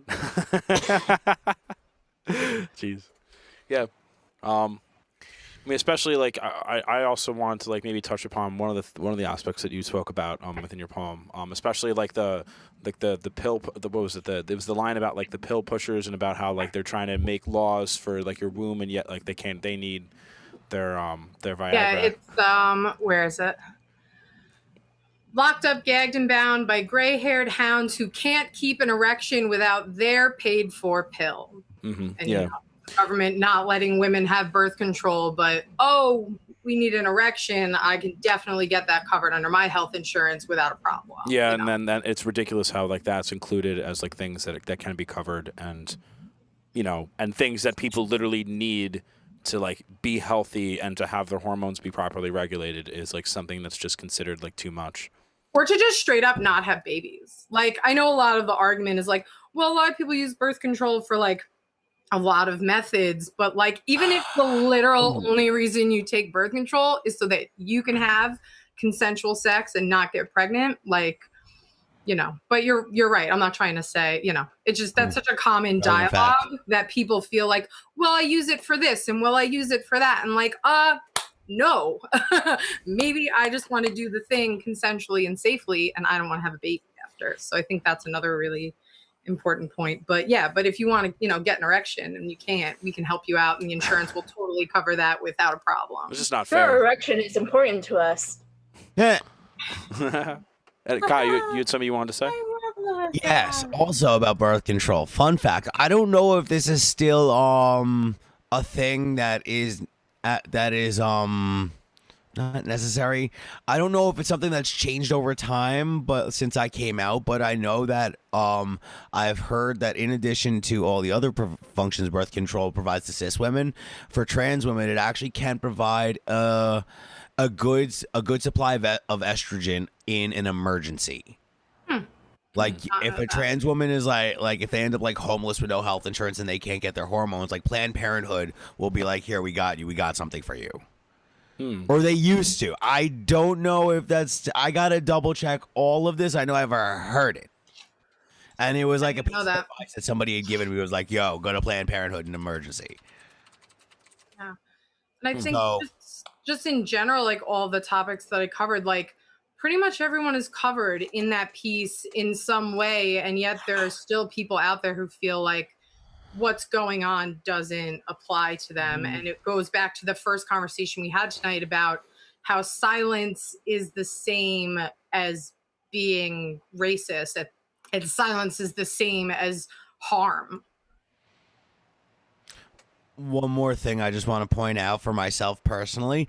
Being that we are live right now and that we've been live and I've said a lot of things live, if anyone wants to correct me on anything or tell me I'm wrong, feel free to message me on, I'm not going to give anyone my Facebook. Absolutely not. My Twitter is the one I would defer you to, at Kaya the Epic, Kaia the Epic. So like correct me, message me, like correct me on whatever I have to learn on. I'm always open to education, and I'm always open to being told I'm wrong. I try really hard to be really good about these things. And that goes for everyone in this chat, and anyone in life should be learning and educating themselves and allowing people to appropriately educate others, presuming it is a topic you should be speaking on, that you are actually educated on.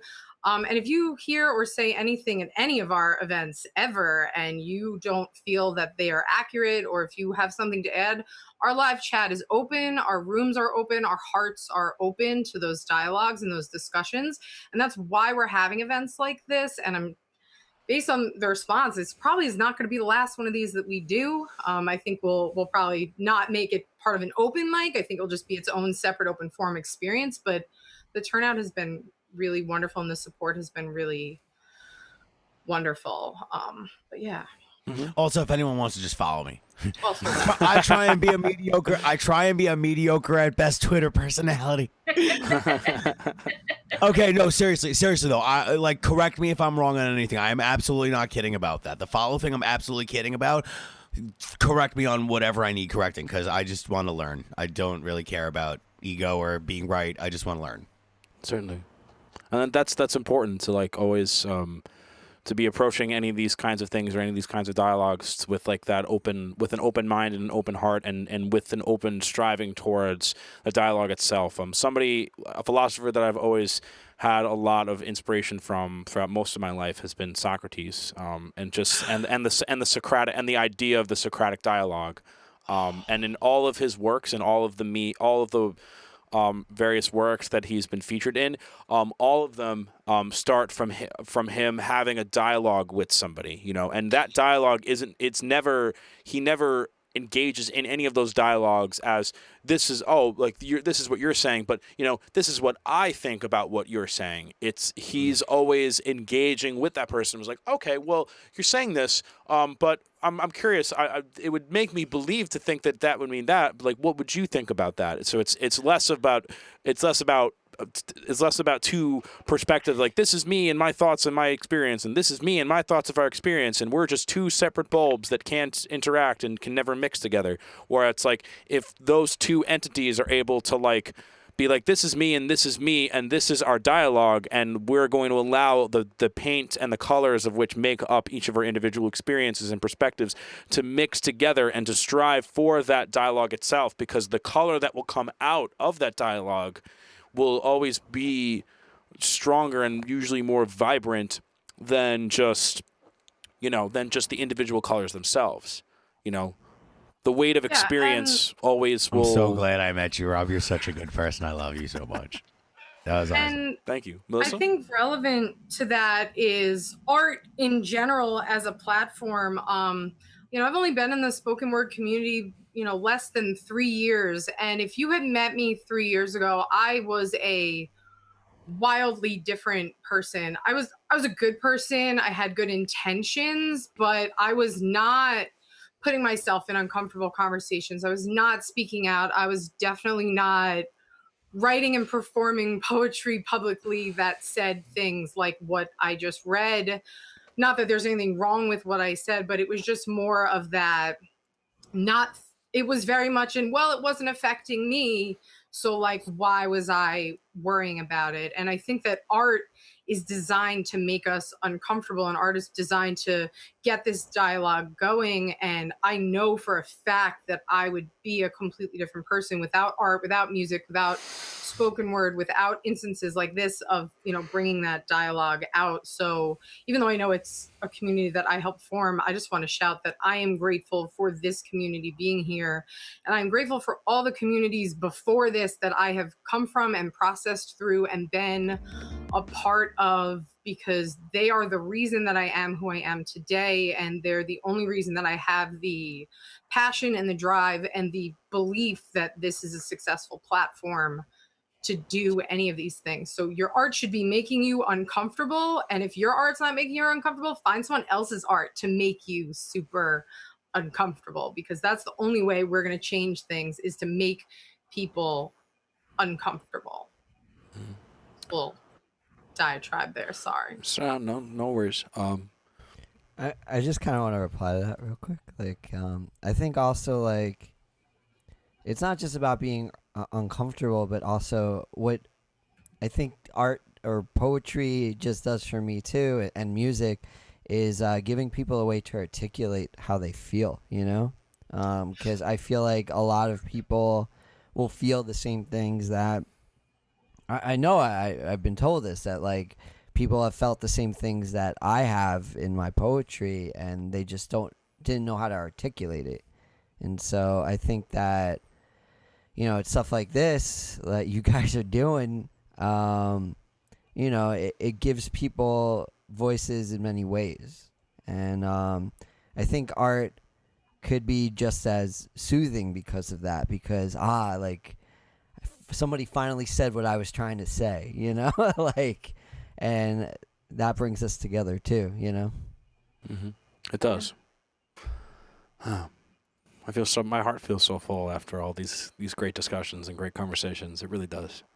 I'm very, very blessed to know all of you and to have you as friends and as contributors and as people. So before we move on to our next performer, I just want to open up and does anybody else have anything they want to add? 3, 2. Okay. So I think that with that, we are going to move on to our next performance series for the evening. Once again, if you're tuning in, we are VBT Live. Thank you so much for engaging with us, for giving all the support that you've been, things and stuff. We're going to do the pause thing now. Happen the pause and pausing with pausing and happening and pause.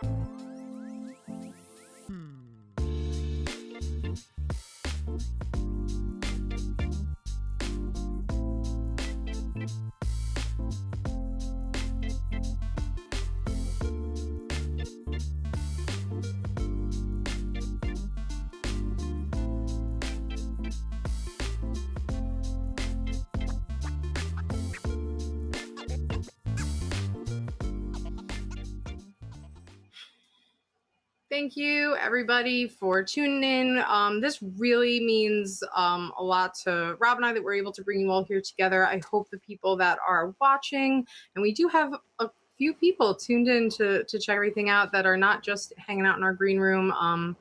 We hope that this is providing really, valuable dialogue to you, and we encourage you to keep having these conversations well beyond what we cover this evening. We encourage you to participate in our live chat if you want to get involved and engaged. And I'm pretty sure we're going to be doing some more of these in the future on various things. The response has been so overwhelming, and you've all been so lovely. I want to thank everyone again in our Zoom room tonight for hanging out and for holding space for such an important topic and providing your really valuable insights and our different experiences, because that's what makes the world beautiful, is everyone's different experiences and different interpretations of these things. And the most important part, that we can come together and unite through them, even if they're difficult times, and even if it sucks what the topic is that we're uniting over, the fact that we're not alone and that we're lifting one another up.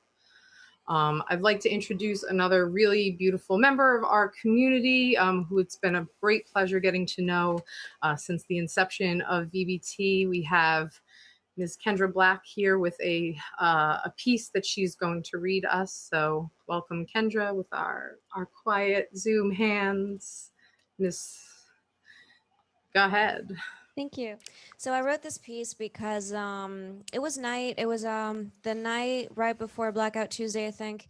And I just, I saw all these things that were happening on the news and everything. And it just hit me like really hard how I had enough of the world being in this situation, and how I myself can't move mountains, but I can contribute to helping people hopefully focus on the right things in order to make change instead of the wrong things.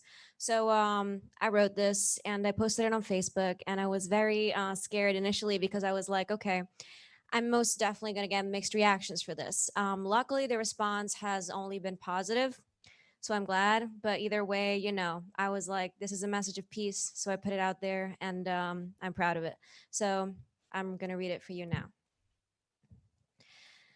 I see people use the words minority, supremacy, marginalization, classism, disqualification, privilege. I see people dying, people discriminating, pointing fingers in every direction, people victimized by the system. But what I don't see is people moving together to fix the root of the problem.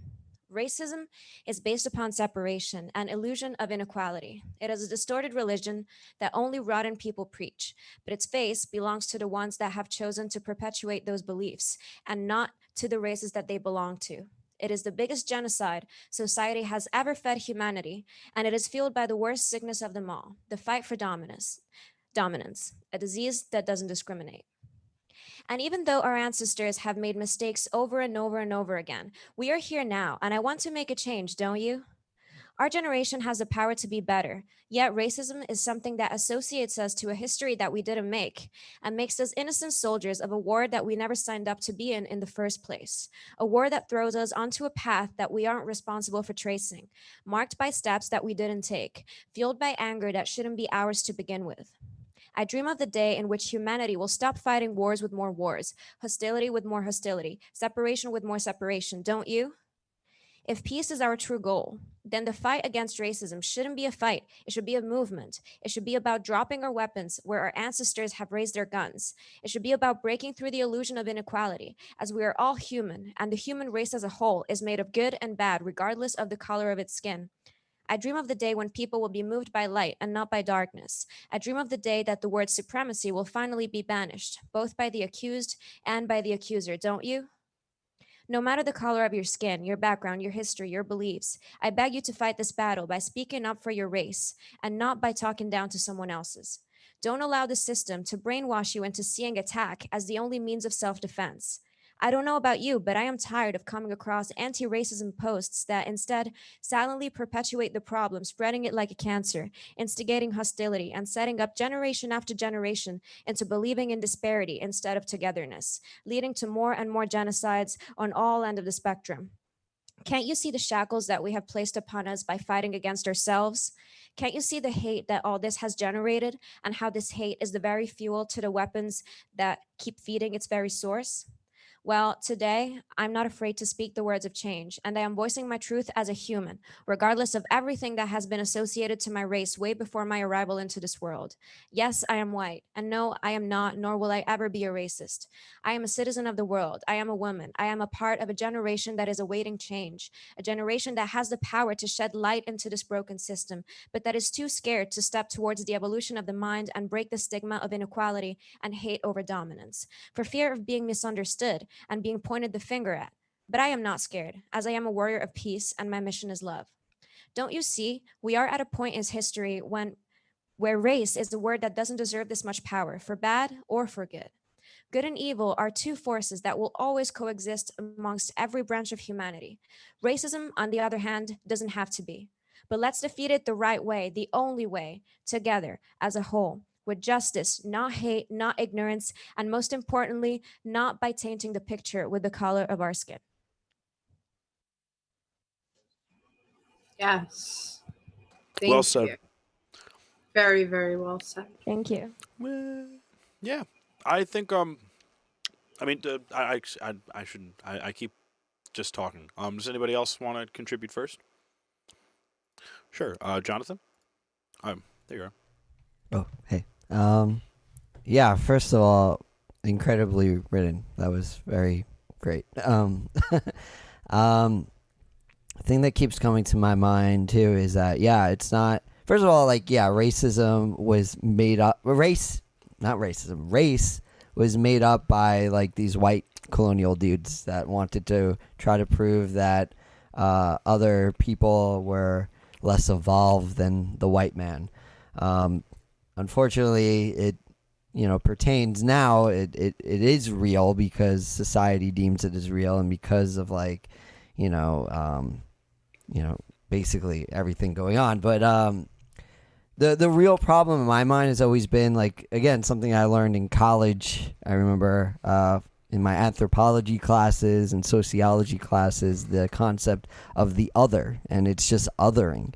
So it's not just about race. It's about right wing and left wing, cops versus black men, it's all of these things. When you're looking at a group of people as an other and not as one of you, then I think that's where really the core of all the problems lie. Which is an illusion, because it's like we're all together. If you think about, I don't know, animals, they're way more evolved than us in that sense. They don't walk around being like, oh, we're both cats, but you are striped and I am just one color. So we got to decide which one of us is better than the other. Like, they don't do that. You know what I mean? Why should we do it? Why should we do this to ourselves? It's almost like we're too evolved for our own sake, and we end up self-destructing, and we end up being dumber because we are more evolved and we have the capability of creating more brain connections and more, it's just, it doesn't make sense to me.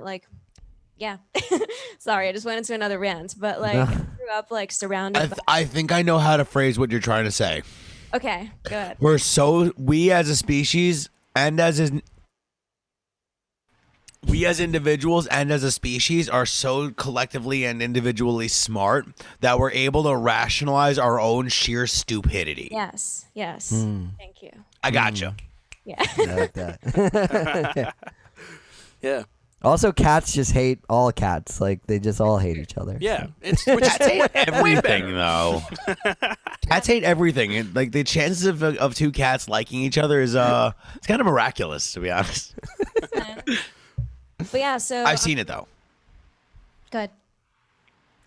Oh no, I was just following up. I'm good. I'm good. Oh, okay.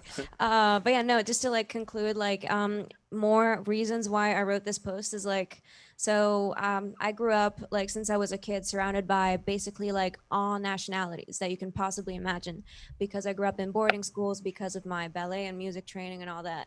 So I was instantly my life began being surrounded by all these people that were my family and that I would connect with, and it never mattered to me. I never saw that. So slowly for me, it was a different journey, the one about racism, because slowly growing up, based on what I was seeing around me, I started understanding the hate that some people have towards other people, and it never made sense to me, and it always hurt me really, really bad. And it's like, so it's almost been a different journey for me, of me believing that the world was a little better than it was, and then going out there and being like, wait a minute, not everyone thinks like that, what? Yeah.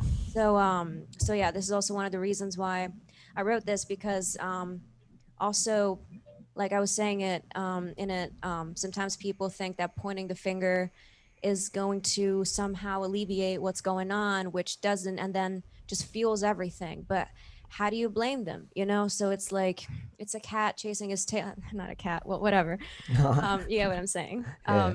So it's just like, yeah. So it's something that has always deeply hurt me, and this is the very first thing I've ever written about it. I wanted to focus on like equality and how everyone is equal, and if we think together, then that's the only way to get out of this. So yeah, just wanted to add that. Certainly. I don't know if you have, but I would love to hear you put that into your music somehow too. You know, I think that would fit really well. I was thinking about it. I'm still a little scared, just because, like, you know, voicing an opinion and putting it out there is always tricky, especially if I'm, you know, if I'm white. Like someone was saying earlier, sometimes I feel like I almost don't have the right to, like, you know, do that. But at the same time, maybe if I, you know, if I find a good way of like expressing it in the best way possible, then hopefully people will listen and it'll be a positive thing. Like I really want to do that. Yeah. Well, I want to at least address that last point that you had made. With any kind of movement, it won't be able to find the support without the togetherness. You know, change won't be able to happen unless change is able to occur across the board. One of my family members, basically they used to be a firefighter, and they basically came into the department where they saw just a lot of gross incompetence and nepotism and people just doing things that they shouldn't be doing, and just not the right things happening and not the right training taking place. And so they kind of had the idea that, you know what, I don't want to, you know, I don't want to support this kind of, I don't support what's going on. I feel like I should just quit. But they decided not to. They decided to stick with it, and then eventually they were able to work themselves into a position where now they're the head of the department. So now they're the head of the department. Now they have the power to make those changes, to make sure that the things and the injustices that they were able to see didn't happen. Or that so it's, when it comes to defeating any form of injustice, it takes those who are the victims of that injustice to stand up and say, we're not going to take it anymore. And it also takes their allies and for society as a whole to be able to stand alongside those who feel injustice to be able to change it. And so I would say that, you know, even though a lot of times the issues that we're talking about does come to the matter of race, and certainly as like a white person myself, I certainly have an excessive amount of privilege, being who I am and how I was born and how I was raised. But I think that privilege is something that we need to be able to use. We need to not be ashamed of, but that we need to be able to use for its advantages that we have. If we have the privilege, and if this is what we were born with, then we need to be able to utilize it effectively to enact the kind of change that we have the privilege to be able to make. Yeah, no, I loved what you just said. You kind of like flipped around the problem as like, okay, so what if then, if we do have some sort of privilege, why don't we use it to make a change? And that's everything. Yes. I mean, also, like, if you're afraid to state your opinion, like, how are you going to know that you're wrong? You know, like, if you don't say it and you're wrong, no one's going to have the opportunity to tell you you're wrong. You know, that's my problem with that logic of, like, you can't say it because well, I mean, I feel like as long as you're phrasing it as a dialogue or a question and not as a statement, like, how are you ever supposed to learn anything if you don't say what's on your mind, you know? True. Mm-hmm. No, absolutely. I'll definitely put something together and you know, dedicate it to you guys. Thank you. For real. Melissa, I know like, that. Again, Oh, this is sorry. like my first time ever like voicing opinions about racism, because I was always like, oh, I don't know, I better not say anything, you know. But just like you guys said, and that's probably not the right thing, because if I do want to make a good impact in the world, then some action has to happen. Nothing is going to happen without action. So with the right input, yeah, we can make the good kind of impacts. And yeah, I agree with that. Okay, so then we'll do Melissa, and then we'll do Kai. Melissa? Yeah, so I have a couple of things. First, Kendra, thank you for using this platform and for expressing yourself. I was nervous to hold this broadcast. I definitely, Rob had no fears, but I definitely I was very concerned. I was worried about putting putting this on a spotlight, about being concerned about, you say something and is it the right thing? Are you doing the right thing? We didn't even know if we should do this broadcast in general. Like, because of everything, should we be holding the space? Should we be honoring the silence? Like, there's a lot of back and forth that goes on to make a decision to even do what we did tonight. And there's a lot of back and forth that goes on for people to participate and people to share. And kind of like what John said, like, if you don't say anything, you don't know if you're wrong. So like, kind of in all of that, I'm going to say that speaking up and speaking out and being an ally it's never necessarily wrong. You always want to be there. It's when you speak on behalf of something that you aren't. So like you're saying, like, someone told me once, write what you know. So yes, you're white. So maybe don't write from the perspective of a person of color, but you can still write your experiences with injustice and those, like the piece that I read, like I am obviously very white, and I touched on being a woman, but I am none of the other things that I discussed in my poem. But I shared my experiences with those experiences. And if you're writing what you know, then that's appropriate and that's how you should be expressing yourself. And on that tangent, kind of what Rob was saying about of having privilege, not only, and again, I am a woman, so I do have some places where I am a minority, but I am still a white woman, which I totally understand and respect as a privilege.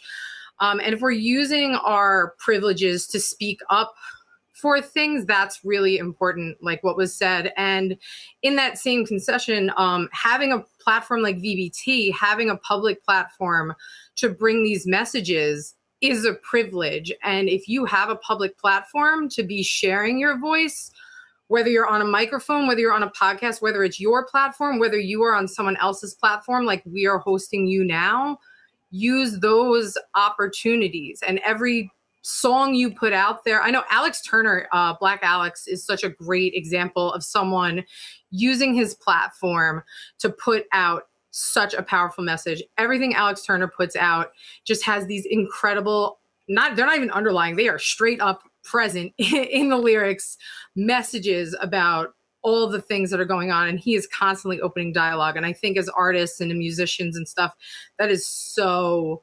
important for us to be doing. So you can always share your work with a group you're comfortable with and say, how did you interpret this? I've done that. That piece that I read, I shared that with people before I got on the mic and read it, because I wanted to be checked. I wanted to know how that landed, and if I've said something that would maybe be offensive to somebody, or maybe I misstated a fact. Like, there's nothing wrong with going to your core groups of people and saying, can you look at this piece? Can you listen to this song? And check that with people, and check with people of color, check with minorities, check with trans people, like whatever topic you're writing on, you can speak with those demographics of people and say, I want to make sure that I'm doing the right thing here. And I think that that's important, to be, again, back to what we said before, being uncomfortable with your own art, being uncomfortable with other people's art is the way forward. Yeah.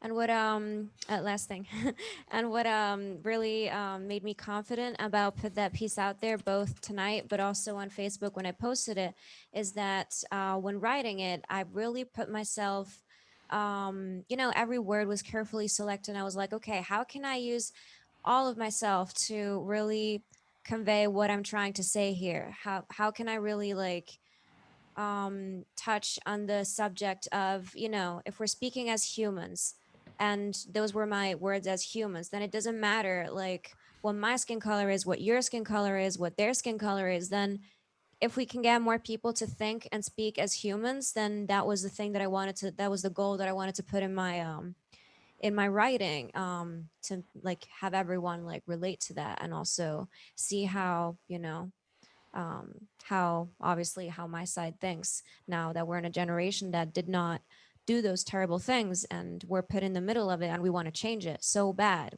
I can see that, especially now more than ever with everything that's happening, and it's hard, but we want to. Yes. Kai, I know that you had your hand raised before. Was there something else you wanted to add to the dialogue? There was. Now I forgot what it was. Okay.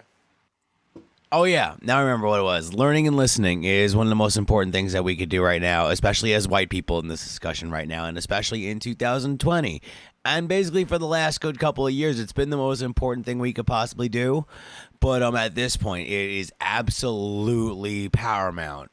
Being able to listen to the dialogue and the point of views of the people who are most affected by this, i.e., black people and other people of color. So everything that we've been saying here has been really good tonight, and I just want to reaffirm again, like any missteps, any misfacts, anything, any bad information, correct the hell out of me. But yeah, no, this has been great, and I just want to tell everybody out there who's doing what they can to be safe. Yeah. Certainly. That's really all I want to say. Just be smart, be strong, be empowered, be safe is the most important thing. And be open-minded. Be open-minded and be safe. See. Mute myself now. Wonderful. Thank you all for sharing. Thank you all for your perspectives. I think that with that, unless anybody has something else to add, I think then we're good with it. All right. So then we are going to take a short break and a short pause, but we will be right back very soon with more music and more perspectives and more things to share. So stay tuned, and we will be right back.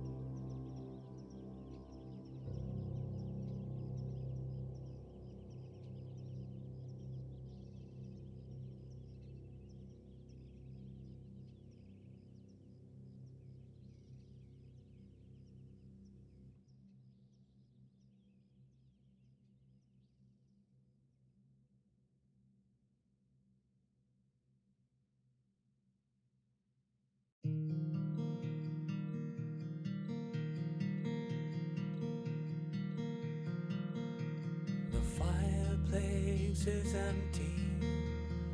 Only the wind funnels through.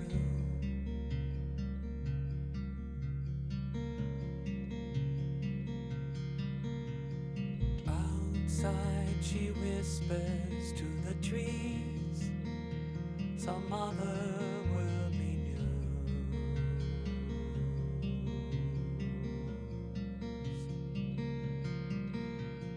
No, I can't complain today.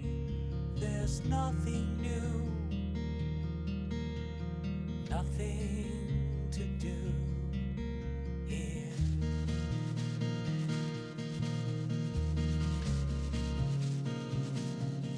Not for me. Life presents no plea. The world goes on without me. I'm so tired. I just want to sleep.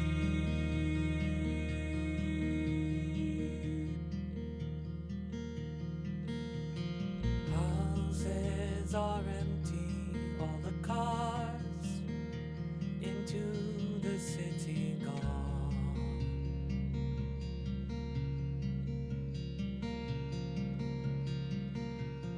No second thought is given to the endless carrying on. And welcome back to VBT Virtual Open Forum. I'm your host, Rob Pietrak. I'm also joined by my other lovely host, Melissa Kimbati. And now, without further ado, we have a great and wonderful supporter of everything that VBT has been forever. And we are so happy to be able to bring her back to the stage. So, ladies and gentlemen, boys and girls, people, the judge and jury, everybody who might be watching or anybody who might also not be watching, but you should probably consider watching, Melissa Longo, everybody. Hi, Melissa. How are you? Hi, I'm good. And you, Rob? I'm just feeling all sorts of energetically crazy because I'm discovering all the ways that my face can move that I didn't notice before, because before it was just hidden and now it's not. So now I'm just like, oh, my face. Yeah, It's now your the face is out in motion. the world. Certainly. But no, sorry, not to distract from you, but we're really, really grateful for your presence always and for contributing to VVT all the time. You've been such a great supporter of us, and we really appreciate that. Yeah. I love you guys. We love you. I want to thank you though for like creating a safe space during this time. You know, like not only with the previous open mics, but with this forum on really tough topics, and you know, like we need to be a part of this and also to learn and listen. Hey. Okay, so I created a poem before, actually, as I entered the room, the Zoom chat, and I wanted to share that with you. Why do you not see that Black is beautiful too? Not only do my friends need reparations, but they must live, not only to cry, but to survive. Let them have more. Let them be more. I want us to live, not in fear, not expecting to fight off attackers and rapists, but to use this time to be with our brothers and sisters. As the rains bear down on us as we speak, may this water bring evolution, nutrients to this earth. Not fire, which can bring flames to all living things and disintegrate life. Why should friends bleed, keep on bleeding for a culling, a continued genocide? There's more to this world than white and beige and blood red. Thank you. Can we all get a silent hand wave for Melissa Longo? That was beautiful. Thank you. And then the beat behind it as well. Yeah. Especially you were in your poem, you were bringing back to the point of like of the redness and how, like, you know, at the end of the sort of I know we were discussing that before, where we're talking about you know, at the end of the day, you know, we're all, you know, we all bleed the same red, you know, we all have the same blood inside of ourselves, you know, and blood is the very life force of which gives us life and allows us to move, and within all of us, it's all the same, and it's a beautiful sentiment, and I'm glad that you were able to share that. Thank you. Yes, I was inspired with the happenings, and all I could think about when I was with my family today, with my niece and nephew, I'm like, I don't want them to live like this. I don't want them to feel fear. You know, like, yes, we're white, our family. Yes, we have some people who in our family who are people of color, but there's so much more that so many people can offer. And yeah, we all bleed the same, we all cry the same, laugh. Okay, certainly, Melissa. Yeah, thank you. I love that sentiment. I know it's not a new sentiment, but that we all bleed the same, I think is important. And in that same respect, I know a lot of dialogue happens, and I used to be one of these people. I don't see color, I don't see gender. And while I understand that sentiment, I've learned over the years that we have to see color, we have to see gender, and we have to see religion because of its beauty, because of what it brings, because your experience as a woman brings something, because Rob's experience as a man brings something, because Kai's experience, you know, like we all bring experiences to this world, and to suddenly put us under this, I see no color, I see no race, I see no creed, I see no religion, washes away all of our uniqueness. We need to be able to accept everyone for their colors and for their creeds. And oh my gosh, I see all the hands going up. Sorry. And I think that I love that sentiment of we all bleed red, and still also acknowledging that, not saying that you did not, but I just like to reiterate that point of like, we are also all our unique individuals. I think Bree was the first one to shoot the hand up. So let's hear it, Bree. Okay.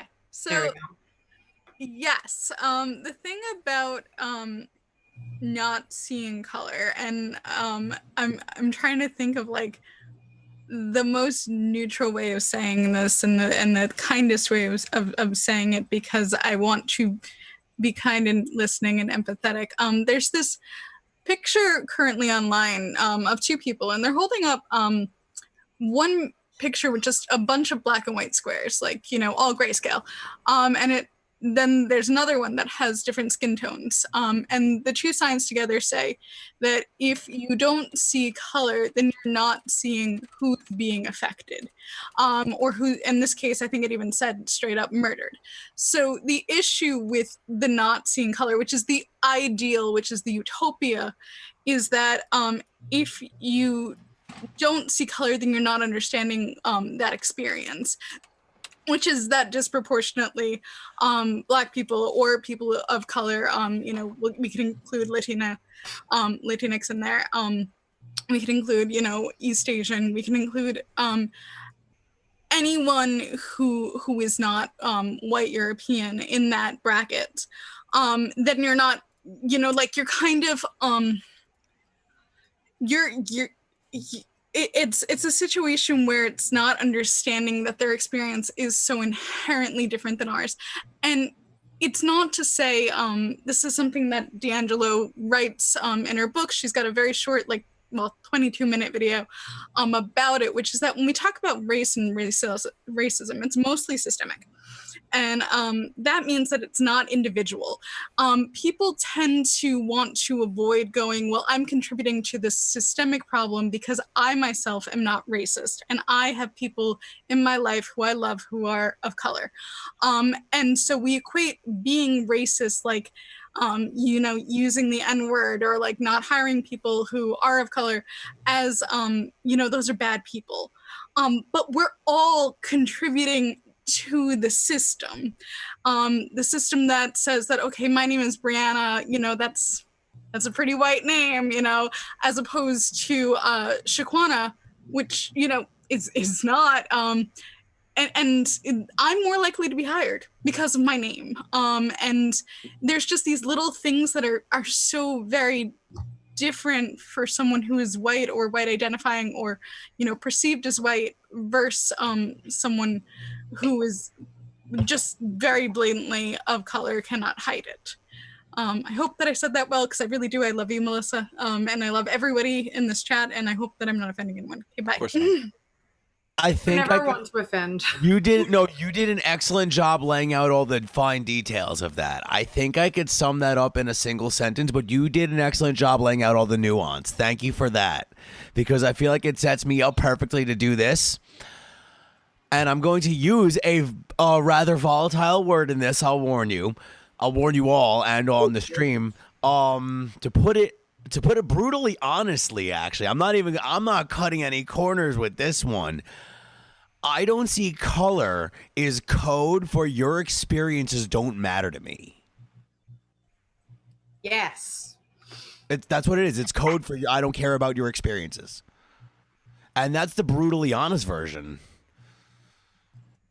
Yeah. Like, cause if somebody says like, I don't see gender, like, okay, so then like, I've heard I don't see gender more from people who consistently like forget to gender me properly than I hear it from people who actually like get it right and care. Like the people who like just either don't remember or they don't really care, it's not their biggest concern, or they'll be like, oh yeah, they, whatever, okay. But like, it's weird. The way that it's code. I don't see blank is code for I don't care about your experiences. And sometimes it might not be intentional, but it's there. Absolutely. Subconscious or conscious. Absolutely. Yeah. Rob, I think Rob wanted to make a point.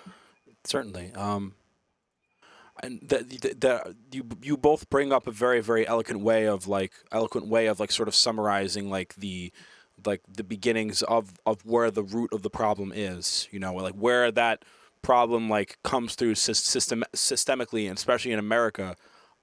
It comes from these like sort of these like concepts of like lack of empathy that are built inherently within American culture, and it exists in American culture, not even just as a matter of how it relates to race, which obviously in terms of how it's transmuted through our perceptions of like race within this country, and how that culture comes about, certainly affects it like immensely.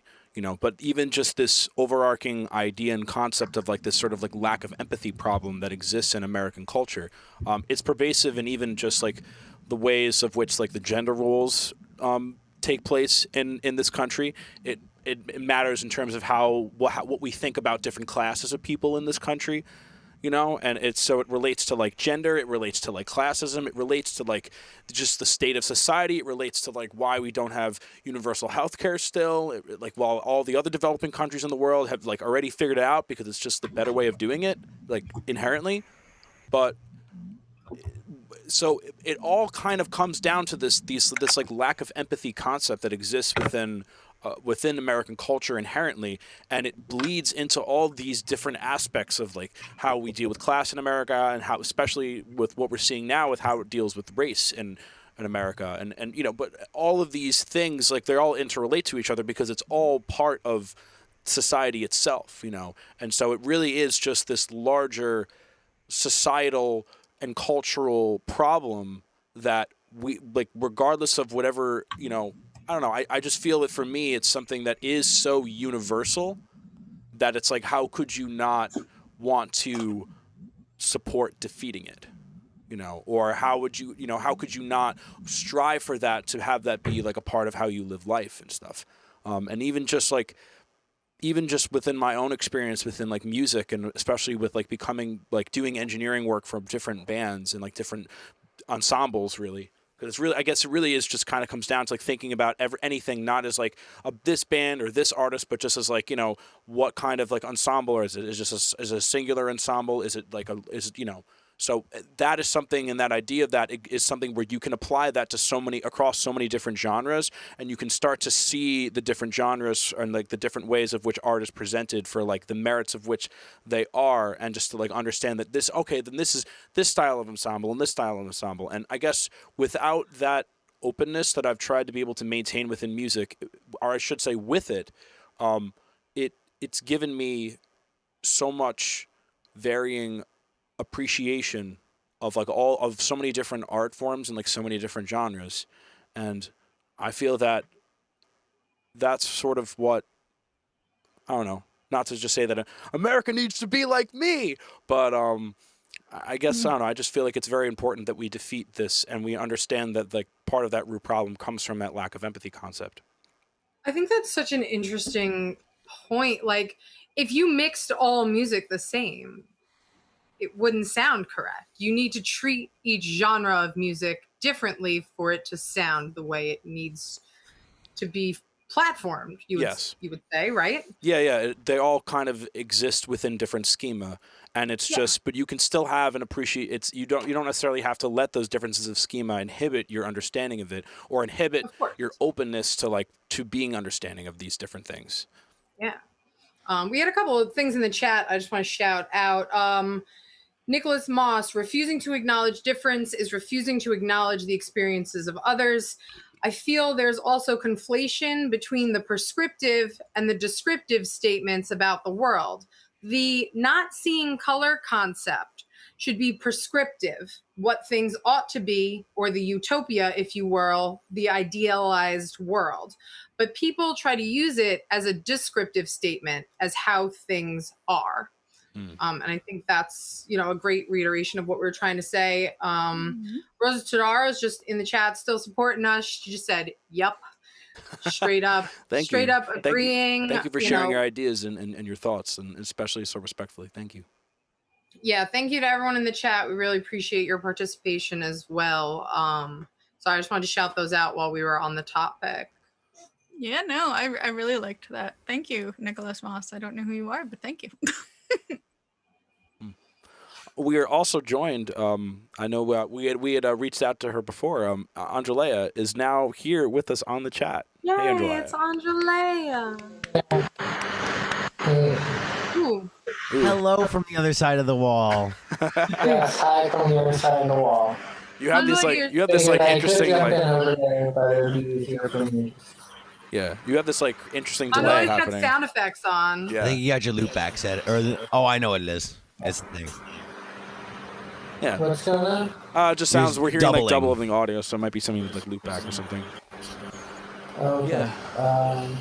Might be your loop back settings. All right. No, I'm set up just my basic microphone. So Well, do we?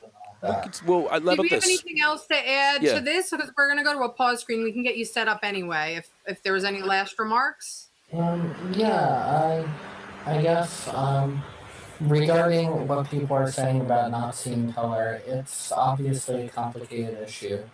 But it's like what Kai was saying with not seeing gender. The fact is that color plays a lot into the way that society is operating right now in our world. And it plays in ways that it absolutely should not, but does play. And to say that you don't see color is to not acknowledge that and to not address that and to avoid reforming that. And on top of that, there are cultural elements to things like this, like what someone, I forget who it was that was saying this, so I was just tuning in at the time. I think it might have been, I'm not sure who it was, but someone was talking about bringing elements of diversity and not trying to erase elements of culture. And that's another important aspect of all of this that needs to be considered when talking about that. So I guess that's all I'll say on that topic for now. Absolutely. Sorry, I was muted. Absolutely, yeah, I definitely agree. Yeah, well, I'm so happy to be able to have these conversations and hang with you all. It really, really has been. This has been a great event, and I'm very, very pleased. Just with everything and with all of you, it's been really, really great to have this community be so strong. are really lucky because we have these conversations anyway. Ooh. We have these conversations anyway, but now we have a platform in which to have them and really share them, and people are tuning in, and that means that what we're discussing is either important or you're sitting around making fun of us. But either way, you're watching and you're listening to what we're saying, and that means a lot that you're taking that time out for everyone that's viewing and everyone that's here tuning in for a not regularly scheduled open mic experience. So thanks again. We're not going to ever stop expressing our gratitude for that.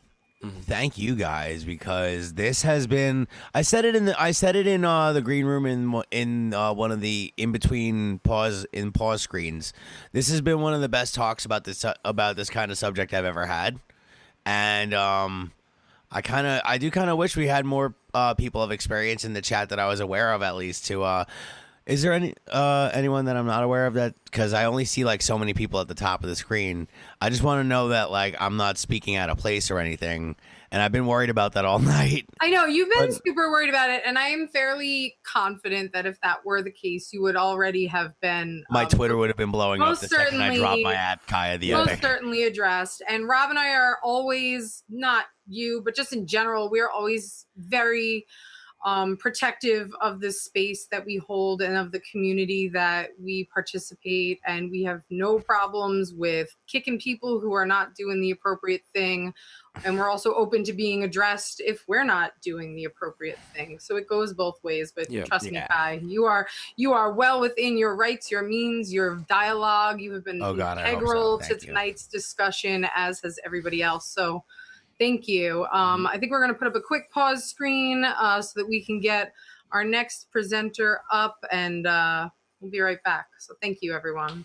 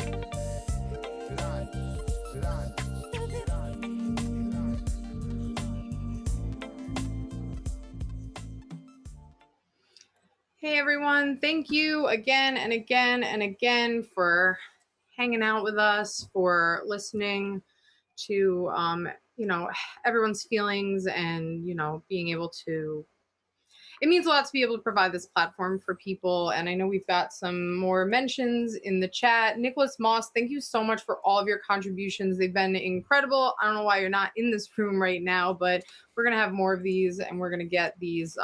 This was a very last minute kind of decision to bring this forum together because we weren't sure how to proceed. And we're going to do more of these with more notice, more rallying of individuals, and get some very, not that we're not having great dialogue tonight, but we want to continue these and really open up with more notice so people can join in.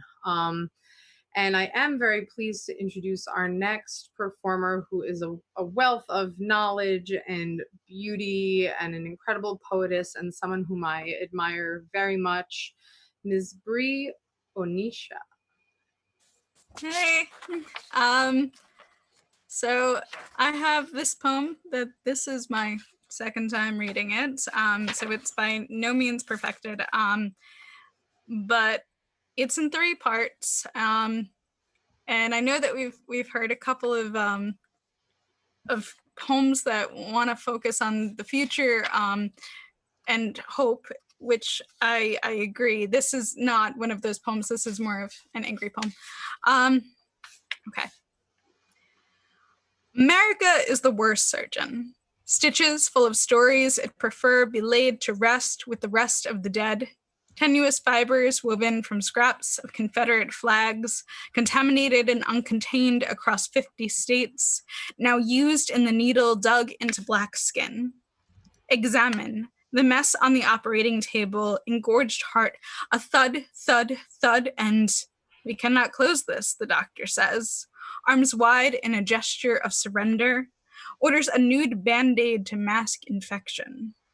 Red skin wound leaks corn-soaked globules as if the body has finally rejected itself for failing to be the ideal shade of pale.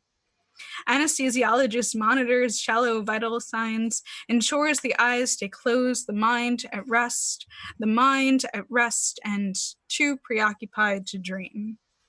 2. If I wasn't a ghost story, my melanin battlefields, would we strip ourselves of hauntings, the kind of deaths that break our necks even while we live? I decorate my house, a tomb, with newspaper images of police reports, epitaphs of resisting arrest, real and present danger, shrink what's left of me so as to seem like less of a threat. Do you know what it's like to be born in the gallows? Do you know the taste of milk that's gone dry? Mama's breast decayed to the bone in my mouth. Smile, I am told, lipless, empty-socketed and wide for the gratitude of American soil. The rusted chains still dragged across fields. And God bless. Oh, God bless. 3. This is the graveyard we built a country on. Wide set and jagged, tombstones jutting from sea to shining sea, our manifest destiny of destruction and decay. A legacy of bodies. Modern day, how we live like the possessed, the wrongness of our actions apparent in each motion. How many dead indigenous children are stuffed into my mouth? This, our daily bread. Tell me about the slaves sunk into the water supply, ushered in from dear Atlantic. I will tell you, my tongue always felt layered in decay. So, I know that I don't come on here too often. I'm trying to, well, I'll be honest, I had some mental health stuff with global pandemic. And then I also expend a lot of emotional labor during my job. I am a caseworker and I do reach out to about 30 people a day to make sure that they're doing okay. And so my background isn't in social work. It's also just in spite. I have always been very fascinated by history, and the issue now, I think what we're seeing in this country with the riots is kind of an incomplete chapter left over from the civil rights movement. Martin Luther King said that riots are the voice of the oppressed. And there's a whole lot of history. There's quite a few books I could recommend. There's a documentary, the 13th. There's This Beauty, which is not actually an easy read at all. It's called The New Jim Crow. It's by Michelle Alexander, where she talks about race relations in America and how the lack of taking accountability and addressing the wrongs left over from the Civil War and from slavery and pretty much since this country's founding, we continuously create new forms of slavery or new caste systems over and over and over again in different ways. So going back, the poem I read, I put, I used Black folks and Indigenous folks as examples because those are the people that the Europeans came over and really messed some stuff up. Trying to find a politically, if not neutral, then nice way to say it. And they've never really owned up. The Civil War, yeah, there was the Gettysburg Address, and yes, there was amendments made after. The issue is that slavery was made illegal except in cases of imprisonment. So if you've noticed, there's a lot of Black people in the criminal justice system. Why are there a lot of Black people in the criminal justice system? Well, if you go into prison, you cannot, in many cases, come out and find decent housing and find a decent job. So you are indebted to the system for perpetuity.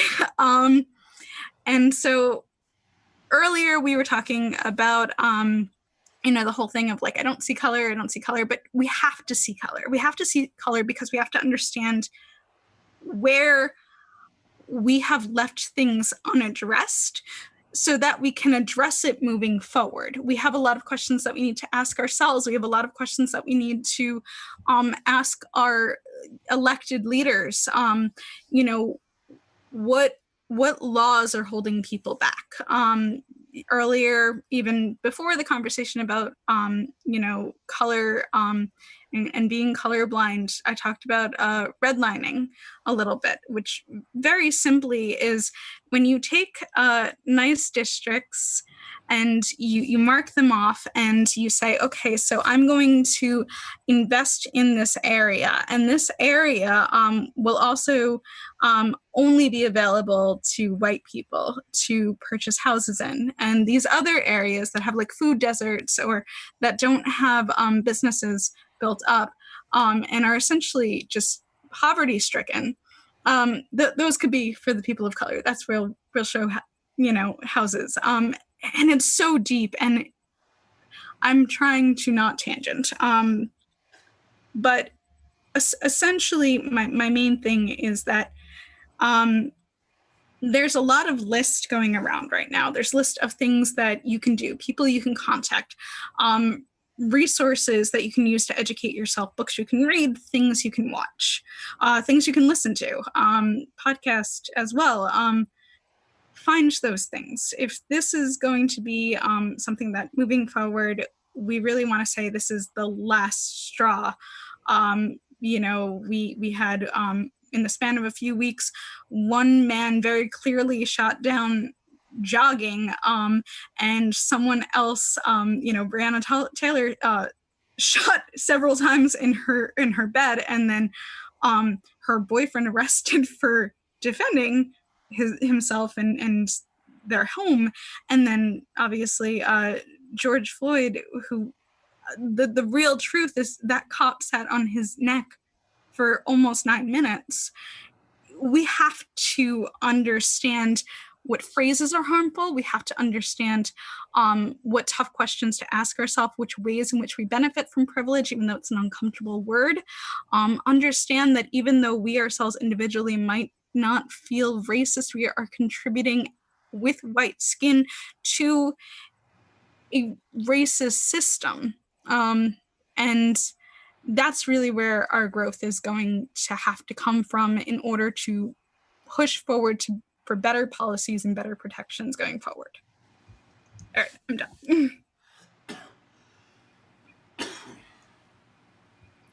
You're on mute. Sorry, always forget. Thank you so much, Bree. That was such a great and beautiful and eloquent way of of speaking on the subject, and coming from a lot of different areas in a lot of different ways. And it was very well put together. It was off the top of my head, so I'm sorry if it was tangential. No, it was valuable, and we also appreciate. And I know throughout the evening, people have been dropping knowledge. No, but they've been dropping resources. They've been dropping literature. We are very much a room full of white and white presenting individuals, and we need to be educating ourselves. Anyone watching should be educating themselves, and it's all we can do to move forward and ensure that we are standing up and speaking out and doing these things. And that knowledge and that education is so important, and those resources are so important. So thank you again to everyone who has been citing sources and sharing podcasts. I know Rosa dropped some podcasts earlier today that were very helpful, and Wayne, dropped a couple of links as well, and all of that is important. So there is no tangent when the forum is open, and you provided not only your personal but your professional background knowledge, and these are things that I know you work very closely with. So that means a lot, and we appreciate your contribution there. If anybody has anything they want to add in that dialogue, it is open. I think Jonathan had something. Yeah, I got a couple of things to say. I guess the first thing that comes to mind is kind of a churlin way of life. I remember my father telling me this at some point in my life. Maybe I was like a teenager. That a lot of people, when you ask them what's their definition of success, they might say, making money or something like that. Where I remember my father saying to me his definition of success, and my grandfather's and mine, is helping people. And the more people that you've helped in your life, the more successful you are. And so that's one thing that came to mind. Another thing that comes to mind is something, again, my grandfather used to talk about. It wasn't original, I guess, but is planting seeds, that...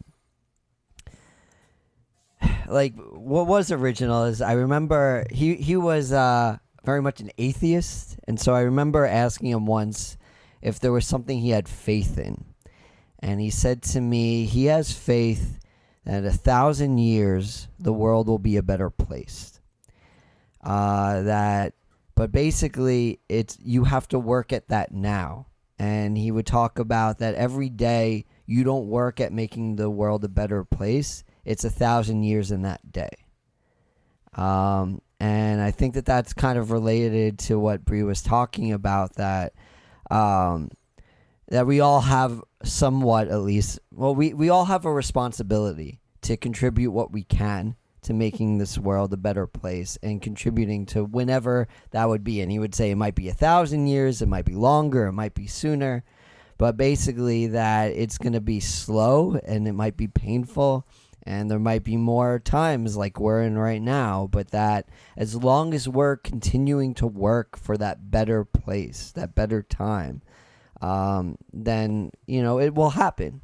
And I think it's important to remain positive in that as well. But like you said, that we have to continually work at it until we're there, you know? Certainly.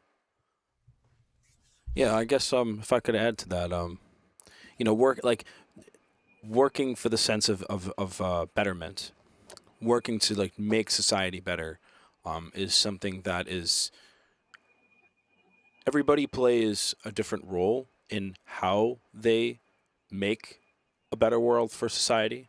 Everybody has a different piece of that puzzle, but the puzzle doesn't fit, and it can't exist as like a full unit. Or maybe not a puzzle, maybe a building, I guess. There's like different parts of what makes up a building. You know, different structures, different systems, different things that either hold it together or give it facilities or give it electricity or water or whatever. You know, it takes all of those parts working together in order for the building to stand on its own and be considered a building. And if we are to build a better society for each other, then the only way that we can build that is if we can continue to build on top of that, with all the different parts of the building being able to like assemble together and create that to build towards something and build towards a better world. And so, yeah, there's a lot, and I think there's just, yeah, that's just what I have to say. Anybody else? I like that. Nick is here. Oh. Should we let's go around to the next speaker. Yeah. Does anybody want to open up anything? Oh, Nick. All right. Okay. All right. Do we want to move? Take a pause, and we'll bring on our next presenter. If nobody. Wonderful. Okay. All right, Yes. thanks, Then we're Brent. gonna take. Hang tight. Oh, sorry. No, you do the outro. I hate doing the outros. No, now. it's fine. I am happy to intro. I'm happy to outro. I'm happy that I have found words. You have all given me words that I didn't have earlier today, that I definitely didn't have at 4 o'clock when we tried to do a broadcast, and that I didn't have at 7 o'clock when I opened the Zoom room. So just as a personal, selfish note, thank you for uplifting me. And it's really good to know that there are good people out there, and that I'm lucky enough to know some pretty good people. So I love all of you, and everyone watching, and hang tight. We're going to be right back with our next presenter. So Stay tuned.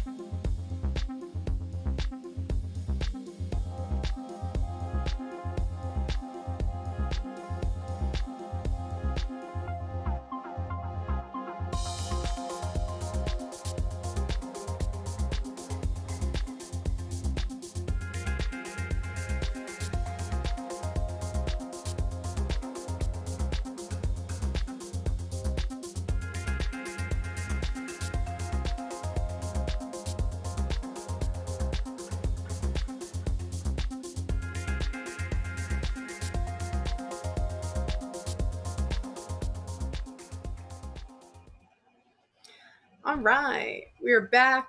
We are rounding towards the end of the dialogue portion of this evening's mic, which I am eternally grateful for at how supportive and open everyone has been. I hope that those tuning in are feeling some kind of way, in some kind of good way. And if you're not, please let us know. But we're really glad to have you all here tonight. Quick shout out to Maurizio tuning in all the way from Italy. Sicily. We love you, Maurizio. He's been a huge supporter of ours and our open mic. And I know we're doing a little different thing tonight, but we're still grateful for you tuning in and for your support. So thank you, Maurizio, for being here. And now I would like to introduce someone else that is really, really special to me, whom I have not seen in quite some time. My wonderful brother in poetry and kind, wonderful friend, Brian Garrity, is going to share some work with us and give us a little different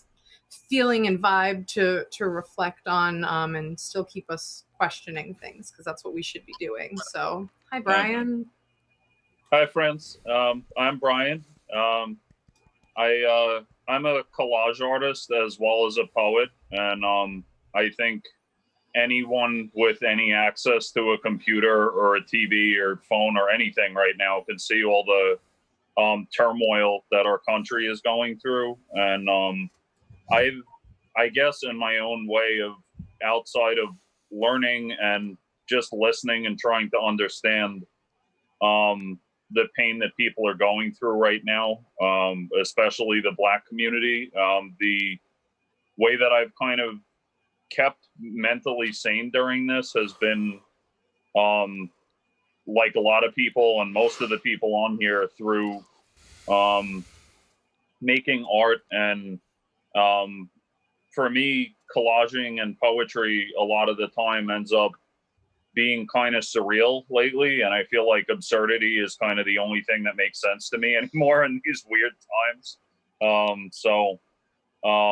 Yeah, I wrote a poem based off of there's a writer prompt basically that I kind of came up with, based off of the two masks that are used in drama and theater performance, that happy and sad face.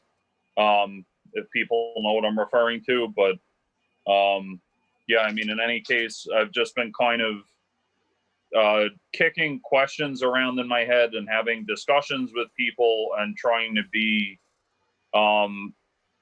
someone who is supportive and listens to people in any kind of pain right now. But, you know, especially people dealing with the pain due to everything going on with the protesting and everything else.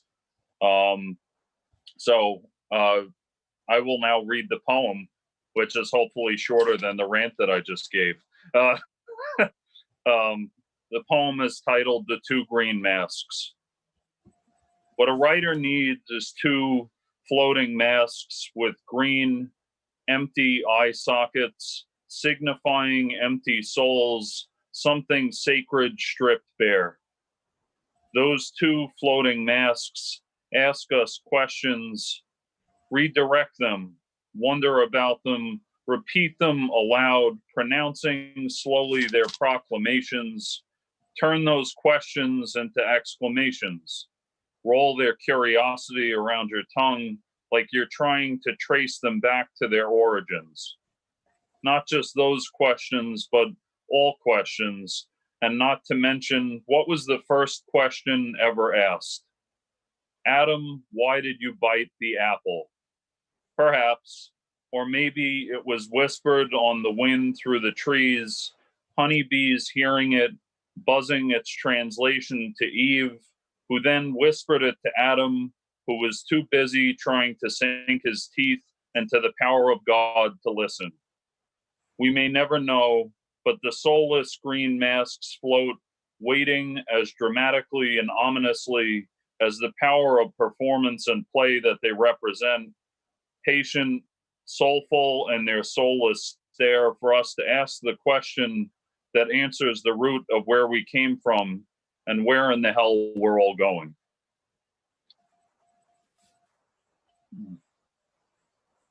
Thank you. Thank you. Sometimes you need a little introspection especially now. Like everyone, you need to be speaking outwardly, obviously, and standing up for things. But I think introspection is also really important.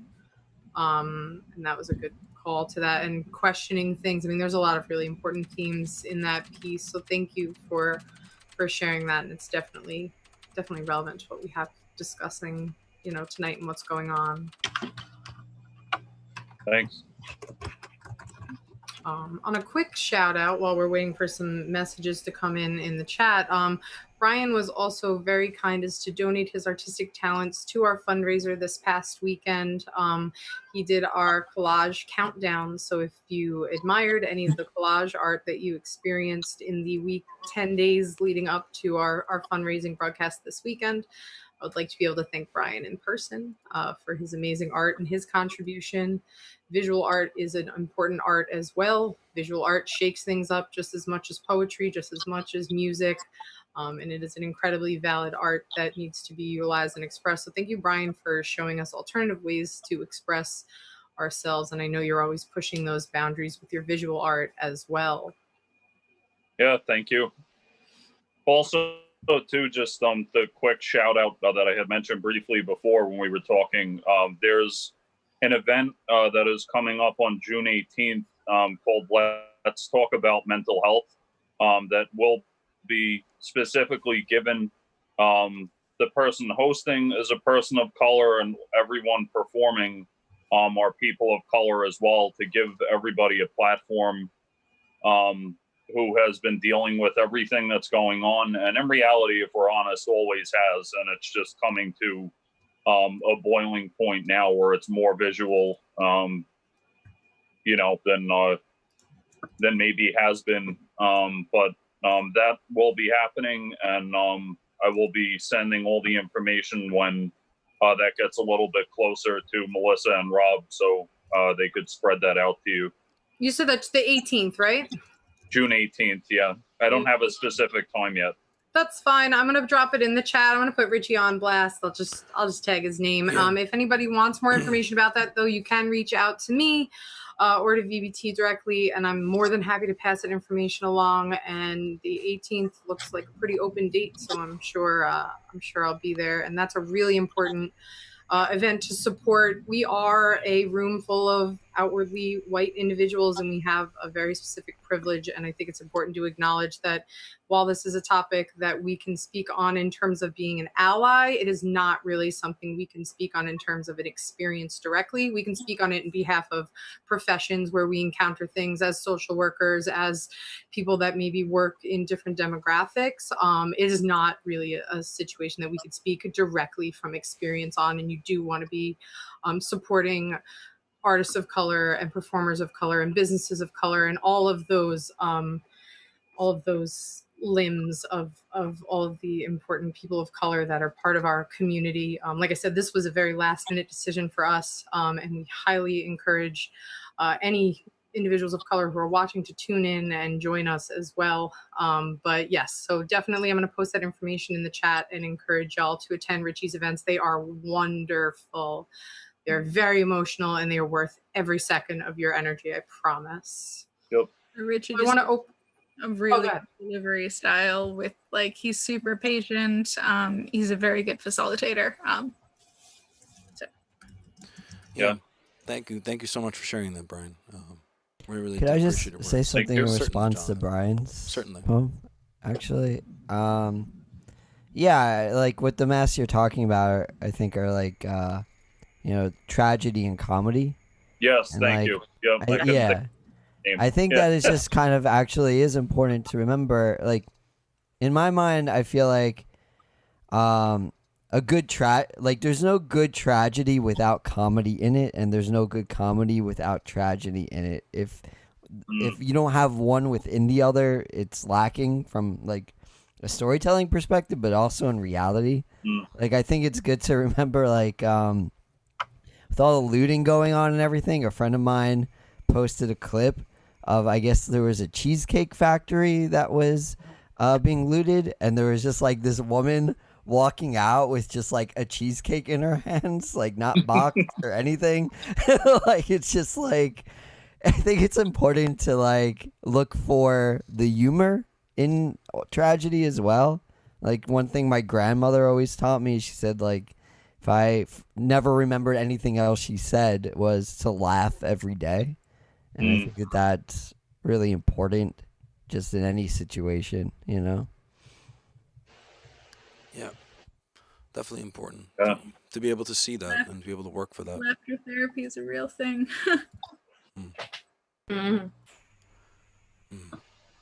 Oh, actually, Melissa, I was able to get up Brian's collage if you want to transition to that really quickly. I would. I Thank you. really I appreciate the. Sorry, I'm eating. It's a little late. No problem. I have it up on Yeah, on the screen right now. I do appreciate Brian's participation here, and it was worth just another quick shout out because it's beautiful, and we're really thankful for his support. So Yeah, of course. Yeah, thank you for. I would pull them up myself, but I'm on my phone because it's okay. I have them up on the stream right now. So we have a whole collage for you, a collage of your collages. yeah. And VBT is always looking to showcase artwork. We are always looking to showcase anybody. We have a group supporting the arts in quarantine. We encourage you to join it, to share all of your work related to the current going-ons in life, relating to Black Lives Matter, relating to isolation, or just completely irrelevant, fun things that make you smile. Art is designed to make you think. It's designed to make you uncomfortable. And it's also can just be designed to be this expression of joy. And whatever you're feeling, your art is an extension of that, and it's all valid. So supporting the arts in quarantine is a really great place that we encourage you to join as well, to keep dialogues going, to push your boundaries, and to share your work and your art. So we'll put a link in the chat for that because we want to continue that community there as well. So thank you, Brian, for your visual art and for your words. Did anybody else have anything else they wanted to add in regard thank to all of you. Brian's piece? All right. I guess I mean, it's not necessarily relationship to Brian's piece, but it was just like a thought I've been having coming up to with all these discussions. Yeah, so I guess all right, I guess I'll share it. Yeah, no, definitely. At this point, I think we're rounding out the end of the evening in terms of individual presenters. So I want to circle back to anything that was discussed this evening, anything that hasn't been discussed that you want to bring up, that you want to share. So Rob, kick us off with that.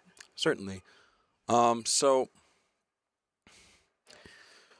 I've been thinking a lot about lately over a lot of the different aspects that we're struggling right now in American society. Both like the struggles that we are seeing right now and the struggles that have been existing and prevalent within society for decades, if not hundreds of years. And I guess like it's important especially for sweeping and true change that will benefit everybody. That in order for that to happen, that we need to be able to not only just come together on discussions like these and conversations like these and the challenges of which we currently face, that not only do we need to come to those together and with an open mind and a heart, but that we also have to see a lot of the other underlying forces that are at play, especially within everything that's happening right now. Because like I know like there have been a lot of stuff on the news about like, you know, this person's doing this or there's looting here, there's looting there. Whereas, you know, it almost is strange that people almost kind of like forgot that like we've been going through one of like the craziest times of like easily this generation, if not a couple of them. Like this is like right now, like more people have died of corona since like some of the last wars that we had. You know, like that's a big deal. And on top of that, it's forced society to completely close down. You know, that's a big deal. And it's forced our society at large to be in this circumstance where now all of a sudden you're dealing with 30% unemployment, which is like, we haven't seen levels of like that since the Great Depression. You know, and while yes, there are certain state governments that have the infrastructure in place to be able to, you know, support the citizenry out of unemployment, there's plenty of people that fall through those cracks, even in our state. And that's not even including the other states that currently exist in this country, and not even including how much, you know, social, the safety net has been cut in America, or how the healthcare system in America is completely, you know, it just is not up to par with the rest of the developed world. Or, you know, just how like the prison system is just, it's just this perpetual system of keeping people enslaved, in another word, you know, or just incarcerating people en masse because it's profitable to do so, or just like the corporate problem that exists in America. Like, all of these problems coalesce together. And, you know, so when you look at all that kind of shit, you know, especially when you're talking about 30% unemployment, you know, now is this looting that's happening, is that because of the riots, or is this probably happening because there's 30% unemployment and people are not working and they've been driving themselves crazy? You know, it's just, it's a very, I guess it might be like it's definitely a point that's like outside of this discussion in a sense, because it's not necessarily talking about a lot of the issues that we were addressing before, which are like so relevant and like are things that need to be immediately changed, because people have been fighting against like people have been fighting against this same form of institutional racism for like the last, like, immediately so since the last decade, and longitudinally so for hundreds of years, you know. But it's that people need to understand that the chaos that they see and the craziness that they see has so much to do with just this being a crazy time for everyone, regardless of your race, your background, your experience, the color of your skin. Like, it's a crazy fucking time. And we need to be able to address those inherent problems that exist within the United States itself, you know, and all of them. And I think the best description I ever saw for it was this picture I found online of this iceberg. And it was basically showcasing, like, you know, the immediate event that had happened with like George Floyd's death as like the tip of the iceberg that we're seeing above the water right now. But the rest of the iceberg is underneath the water, and it's like labeled out with, you know, like lack of support for education, lack of universal health care, like in like crazy institutionalized racism, like the military being this big and prevalent thing, and the police state that exists in America, and like, you know, all of these, you know, what's happening right now with the coronavirus, you know, what's people being in, like, stuck indoors, 30% unemployment, the lack of a social safety net. It's all of those things are now like coalescing and like lighting up this powder keg that we're seeing right now in society. And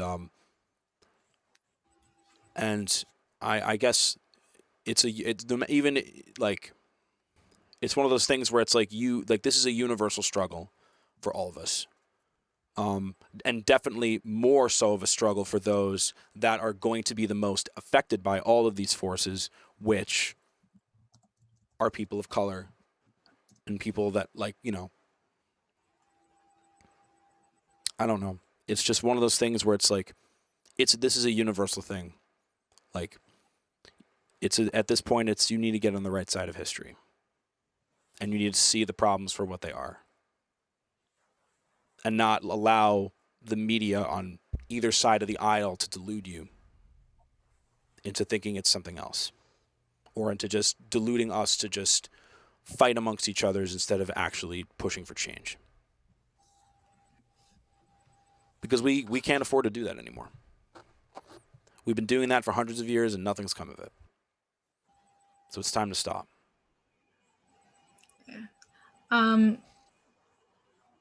I have a story I didn't exactly say earlier, but it is, I think, something to end and or like wrap up in.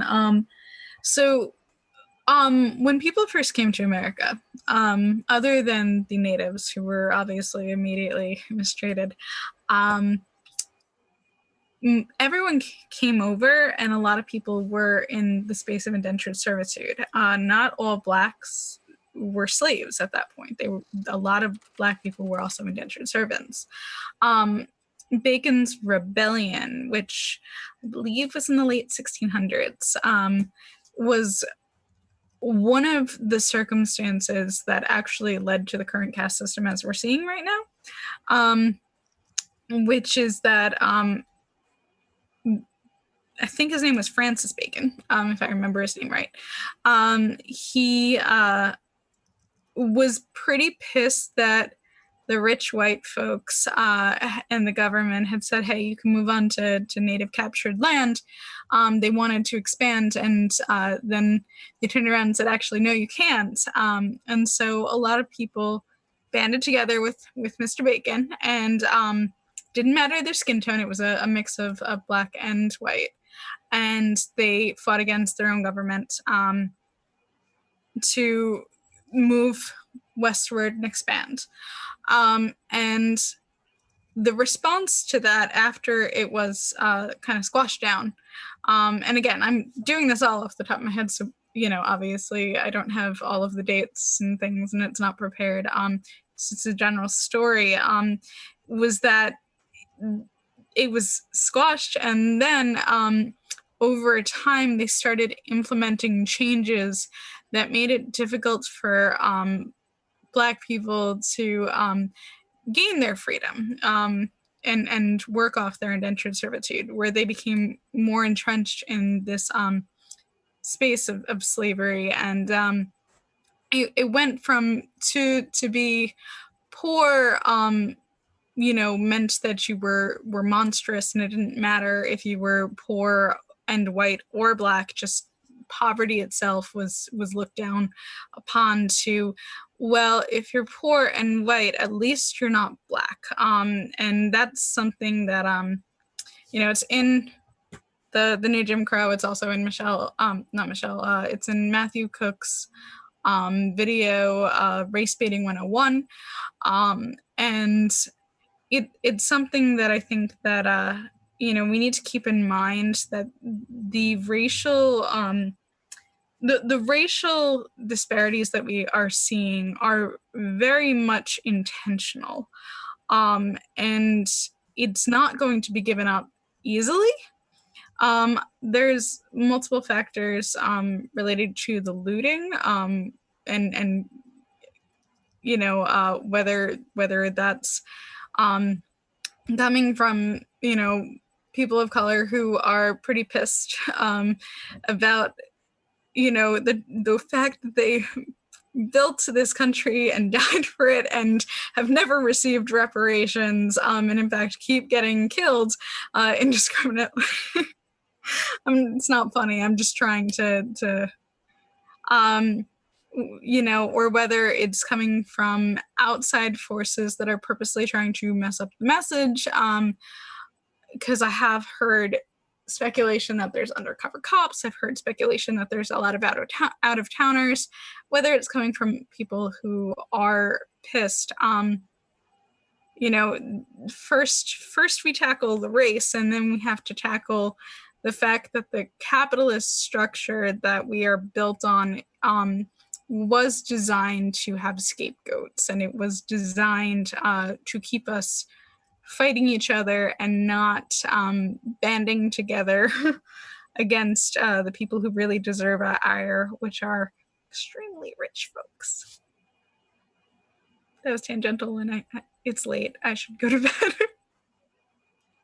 You're muted. At the very least, you bring it back to sort of the discussion of of the class structure, and how with all the problems and the issues that we have with racism and just institutionalized garbage in this country, that it also bleeds into the class structure that exists in America, and the problems that we have with classism in America, whether that's the inherent philosophy that exists within the institution, or just how the system itself is designed to have people fighting each other, and to sow division, and to and to all for the sake of profit. And the profit incentive, while it can stimulate progress in some ways, obviously in some ways, but that it's something that it's not an inherently positive force. That there is the yin to the yang within anything that we strive for, and that profit incentive problem has this yang that has been growing inside of like America now for hundreds of years, ever since its conception, is like really, really starting to like, it's just bled into all these other aspects, and it's definitely bled into just like the history of slavery and racism in this country, and leading into segregation, leading into everything that we're seeing here today. That all those things connect together and contribute to the same centralized problem of these issues. Yeah. A lot of head nodding, so I think we're all saying. And so I think this has been a really, really great. This has really been a really, really great. Hearing some noise or something. Yeah. There is something that I'd like to add to this, if that's cool. Yes. And did I address the slapback issue? Is that still an issue? Yes, it's very hot right now, but yes, that's it. Okay. So one thing that I would like to bring up is it okay if I address some of the topics when it comes to like the looting and so on and so forth? Okay. Yes. So I was having an argument the other day online with someone who was talking about how protesters shouldn't be blocking highways because when you block a highway, it makes it inconvenient for people who are trying to get home, and that makes you look bad in their eyes, and that doesn't garner you sympathy, and that therefore you shouldn't protest on the highway, right? And the thing that there's this group on Facebook.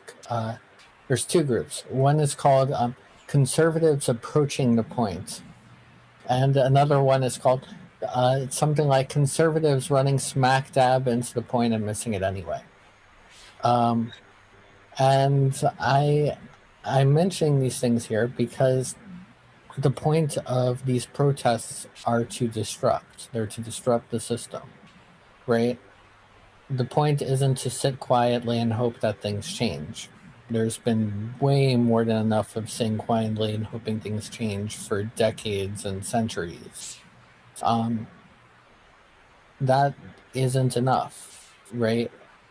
Whether we're talking about peaceful protests or protests that are not quite as peaceful, what needs to happen here is the system, and especially the way that it benefits and provides convenience and provides all of these things for people who are on the privileged end of the spectrum, that needs to be disrupted. And that ties back into the looting itself, right? Obviously, looting is an issue with a lot of complexity. But when it comes to the looting of major corporations, for instance, right? Major corporations, this is all an intersectional system. And like Rob was saying, all of these things tie into each other, and the same socioeconomic benefits that major corporations are getting off of a system that oppresses minorities, it's all part of the same system that is leading towards the police brutality and leading towards the ways that we treat race in this country. So I'm not one to immediately write off looting as something that shouldn't be happening here, right? I obviously think that there's a big difference between looting major corporations and looting a small business, right? I obviously understand the complexities of this go beyond what I can possibly acknowledge and understand myself. But I also think that our voices aren't the ones that should be determining that, right? We are here to follow, to support, and amplify the voices of those who the system is oppressing. So that's our role here, and to protect them and to be here in ways that can support that. So that's just addressing some of those issues. I wanted to bring those points to light. Yeah, I think those are really important points, and thank you. I know they weren't super touched upon, and I know they are a difficult subject to approach. So I appreciate you for doing so. I saw someone earlier or yesterday, they said sometimes you need to remind people what you're keeping in check, and that uprising of that is kind of these are the things in which you could accomplish when you're bringing these people together. And I think that was an interesting point that I had not seen, that I thought was interesting. And then also to bring back pretty much one of the first things we discussed when Kai was on earlier, was about Stonewall and about the riots and about all that. And I don't know if Kai is currently with us and wants to, kind of reiterate that, but that was the discussion that we were having about protesting and about those uprooting of peace and where its importance in that lies. Okay. Kai, did you want to I unmuted you. Oh, wait, sorry. There we go. Oh, sorry, we have to Oh do it my again. God. Okay, there we go. Sorry. Hi. Yeah, so as I was saying about Stonewall earlier tonight, the grand point of it was basically like people keep saying over and over again, I keep seeing violence isn't the answer. Starting riots doesn't do anything productive. It's like that, it does, though. It can. It's the only way to get attention, because if you spend your entire protest standing within the boundaries or the small box that they're designating for you to hold your signs up, you're not getting anything done. As Andrelea was even saying just now, it all comes back full circle. Disruption is how you get things done, is how you make your voice really heard.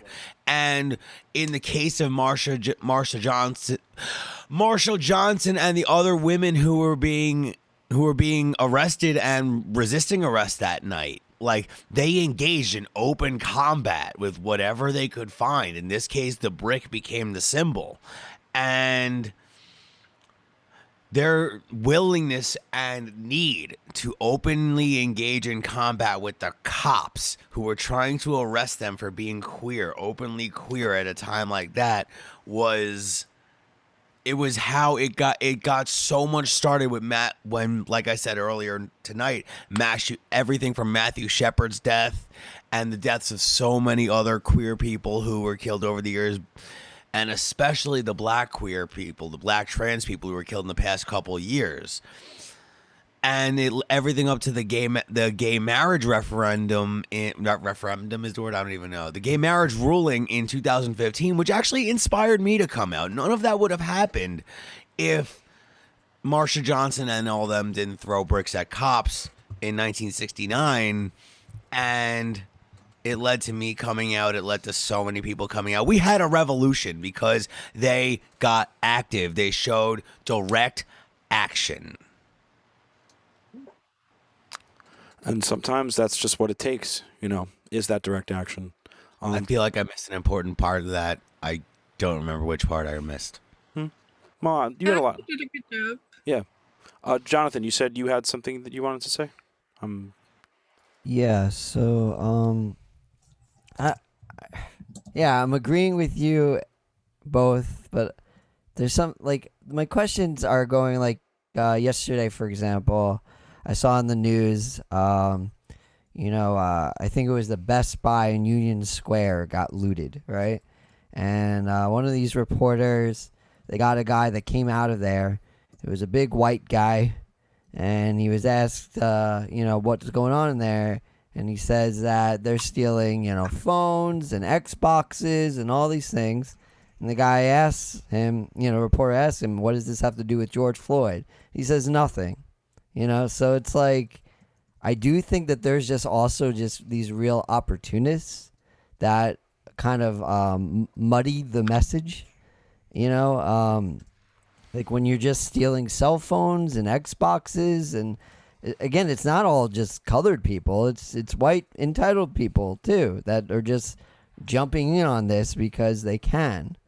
And so I just kind of wonder what you guys think about that. Is that part of what you're saying? Is that Well, should okay, be happening, so or I don't? what I'm just wondering. what I'd say about that is, obviously looting is a very complex issue here, right? We don't. There's obviously instances. For instance, I'm sure some of you have seen stuff about the umbrella guy, right? Do you know what I'm talking about? Yeah, the pink umbrella. No. There was this guy walking around at one of the first protests that happened as a part of all this. I think the one where looting first started at the AutoZone. He's walking around at the AutoZone before the looting started, dressed in all black, in what looks like riot gear, holding an umbrella. People have since identified him as likely being a police officer, although this has not been confirmed. And he's going around and he's smashing each of the windows, starting the looting, right? There are very obviously examples of whether it's that or very proven cited examples of agent provocateurs that are basically coming in to incite violence to escalate this.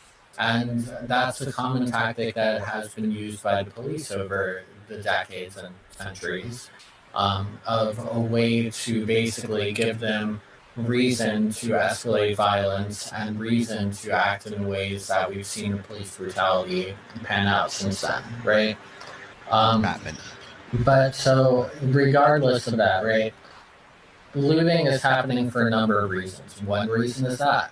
Another reason is addressing the institutional problems here. Another reason is people who are opportunists. There are all different reasons that this is happening. It's a complex issue. I don't have the answers on it, but I am pointing out that writing off all looting as something that is not helpful or as something that is something that is detractive or something like that. I think that writing it off in that fashion is something that a lot of people are doing. And I think that that's the thing that I'm trying to address here as not really being the way to go about it. Because you're saying because it disrupts the system. Yeah. That's interesting. I didn't think about it like that before. For me, I don't know. Yeah, it's like people are throwing out the baby with the bathwater when it's like, oh, you're raiding mom and pop shops, and it's like people are getting their jobs hurt and they're being laid off. But it's like, yeah, you're throwing out the baby with the bathwater because there's something really, really important happening here. Right, like the underlying idea being that if you have, like, this is an oversimplification, and this is a lot of the point here.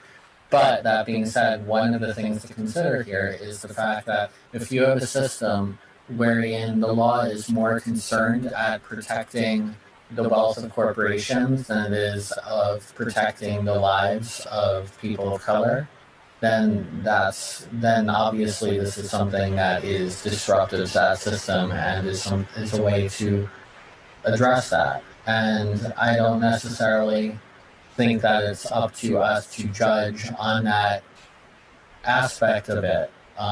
I think that there are other aspects of it. Again, it's a layered, complex issue. Not everyone who's looting is doing it for those reasons. Not everything that's being looted is helping in those ways. Even like there's a lot of small businesses that are being looted, right? It's a complex, layered issue. But again, writing it off, I think, is the problem. I saw an interesting comment. It was basically flipping the script, so to speak. How would I mess this up? It was people were saying, yes, it's sad that a man died, but we shouldn't be looting. Instead of, yes, it's sad that we're looting, but we shouldn't be killing Black people. So that's that concept of baby with the bathwater, or of, imparting a whole for a small piece of that. It's shitty that people are looting and maybe small businesses and people that are not these monster corporations are being harmed, but we also shouldn't be killing people of color. Right, exactly. Yeah, I don't think looting is the answer, just in general though, because I saw some crazy videos of last night, like some of the riots, and there was a lady, I don't know, she looked like she was at least like 50 or 60 years old, but she was standing outside of her store trying to defend her store. And at first they were gonna leave her alone, and then one guy just started punching her right in the face, and then they all started jumping in. And one guy had a 2x4 that was trying to like he was like hitting the walls of the store, like to threaten her, like like that they're actually gonna do something. And at first they weren't. And then once that one guy started throwing punches at her, they all just started attacking. And then there was just like there was like various videos of like them just like I don't know, just like a bunch of fights and stuff like that. I truly don't think violence is honestly the answer. If riots is like, I do believe, you're like causing like, you want to like get your voice out there. You want to cause like a big like eruption in the society, or like at least like cause like a big distraction. But violence, no, I don't know.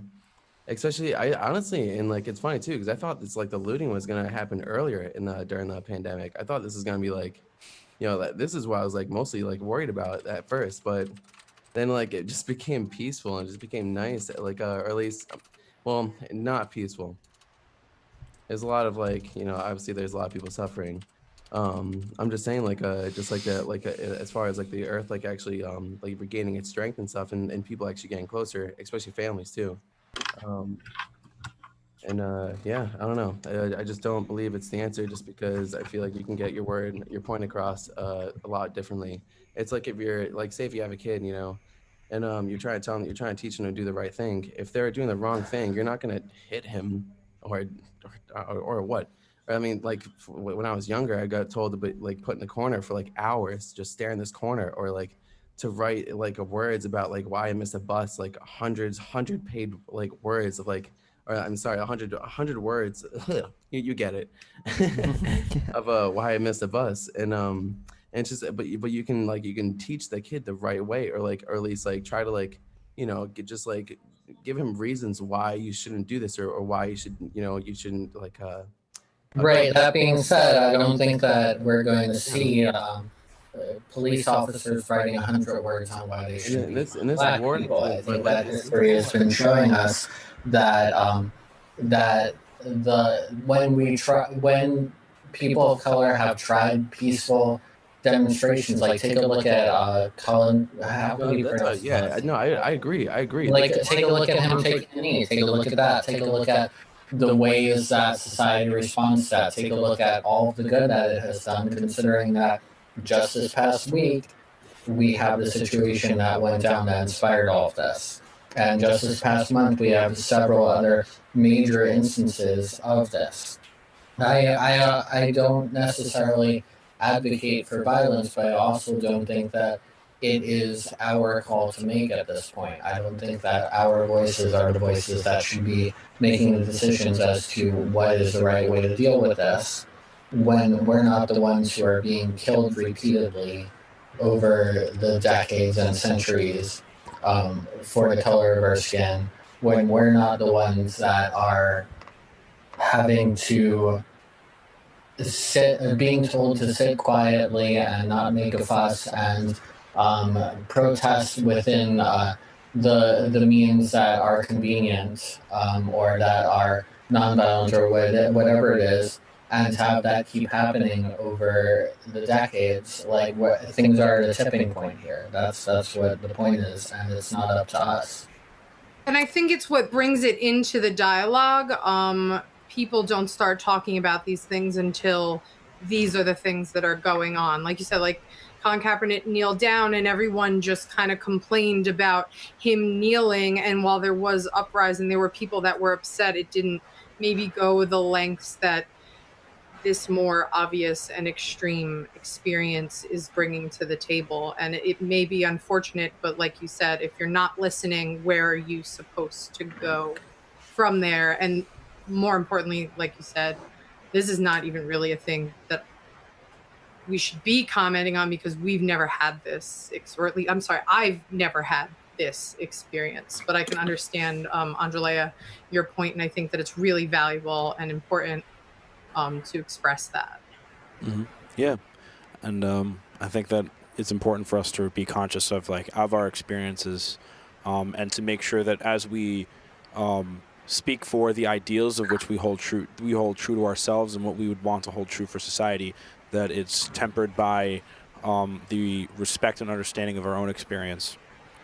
And, and how to be able to utilize that experience and the perspective that it may have for the merits of which it has, and not to try to sort of be disingenuous to that experience and to try to like speak for others when you can't, you only really can truly speak for yourself at the end of the day. I think what I liked about what Angelia and Kai were both saying too is that just like, I don't think anyone's advocating like beating up a woman trying to defend her store, but that it's more complex than that. That you guys you both opened my eyes, my mind to some things here, because I was on the same that like, yeah, all looting is bad, but I didn't think about it in that light, that it's disrupting the system. I still don't know if that's the best way to do that. But like Kai said, that needed to happen for the Stonewall riots, Mm-hmm. Yeah, I mean, I guess just like all kind of war or battle is horrible no matter what, but maybe sometimes that is the only way to affect change. I don't know. There are like aspects of protests that work within like nonviolent means, but even like any nonviolent protest that has existed in some way, shape, or form, like, even there have been plenty of times where, our country or other countries or plenty of other places in the world have had to take the people's power into their own. The people have had to take the power into their own hands. Yeah. And as much as we can do so through peaceful protest, and as much as peaceful protest is something that is a great way to galvanize the people around this cause, there are plenty of instances where, whether or not where different means and different problems require different solutions. And if those solutions won't be met by just the means of which a peaceful protest can maintain, I'm even just thinking about the Huns I'm living in China right now. The Huns just came over the wall of China and they're about to invade me. Like, am I just going to peacefully protest their invasion? No. All right. So there are different ways that it's kind of like utilized, that like whether it's through peaceful means or whether it's not through peaceful means, or whether it's through mildly disruptive means or more disruptive means, I guess is probably the better way to put it, because like peace and violence are very extremes, and I'm trying to really just talk about like disruption. The force of change. Whereas sometimes like just following a status quo isn't, or trying to change the status quo from within the system that currently exists, sometimes like that's just not enough, or that just won't do so. I know that we have our internet liaison in the room with us here today, and they wanted to point out a quote that comes from our Declaration of Independence. And the quote is that among these rights which we have are life, liberty, and the pursuit of happiness, that to secure these rights, governments are instituted among men, deriving their just powers from the consent of the governed. That whenever any form of government becomes destructive of these ends, it is the right of the people to alter or abolish it and to institute new government, laying its foundation on such principles and organizing its powers in such forms as to them shall seem most likely to affect their safety and happiness. Saying that the last part is the key part. Safety and happiness. So, these are great words written by great people way back in the 1700s. And in a lot of ways, like, they still hold true for everything that we struggle against and everything that we fight for. And thank you very much for sharing that. That was a very powerful stuff thing. And I'd probably just butchered the end of that sentence or whatever. Stuff thing? I mean, it's your Declaration of Independence. I'm just a Canadian. Touche. Touche. Rob, I think you did a great job with that stuff thing. Yay! Good stuff thing. It's been a long night of stuff thinging. It's been a really long, important night of dialogue and discussion, and like I said before, We are a group of allies here in terms of, people of color, and we want to continue this dialogue, and we encourage people to continue to reach out, and we will keep doing these if we need to be doing them. And it seems like they need to keep happening with this and many other topics. You are all so insightful, and it had so many different backgrounds and angles to bring to this discussion, and you raised questions and you questioned yourself, and we even changed a couple of perspectives tonight, which is all you can really ask for when you open a dialogue, and you hope that everyone has left with something that they didn't come in with, and I think that that's really important. So I just want to thank everybody in the room, everybody who was in the room earlier, for the people who have been tuning in all night for this. I know it was not our regularly scheduled open mic, but I think it was really important to do what we did tonight and to open that place of discussion for as many people as we could. Yeah. Rob? This was beautiful. This is a great discussion to have amongst friends, amongst colleagues, amongst thinkers, and just that I'm proud of the togetherness that we're able to have together. And with that,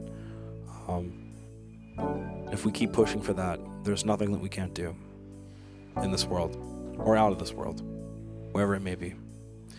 We thank you all so much for tuning into us for this broadcast, sharing your thoughts, ideals, hopes, and dreams, philosophies. And for everybody who's tuning in and will tune in, we appreciate you. And you're not alone at all, as long as we stand together. Thank you all for joining us. We are VBT, and we're going to cue out the music. Namaste. Mission everything Noam Chomsky has ever said.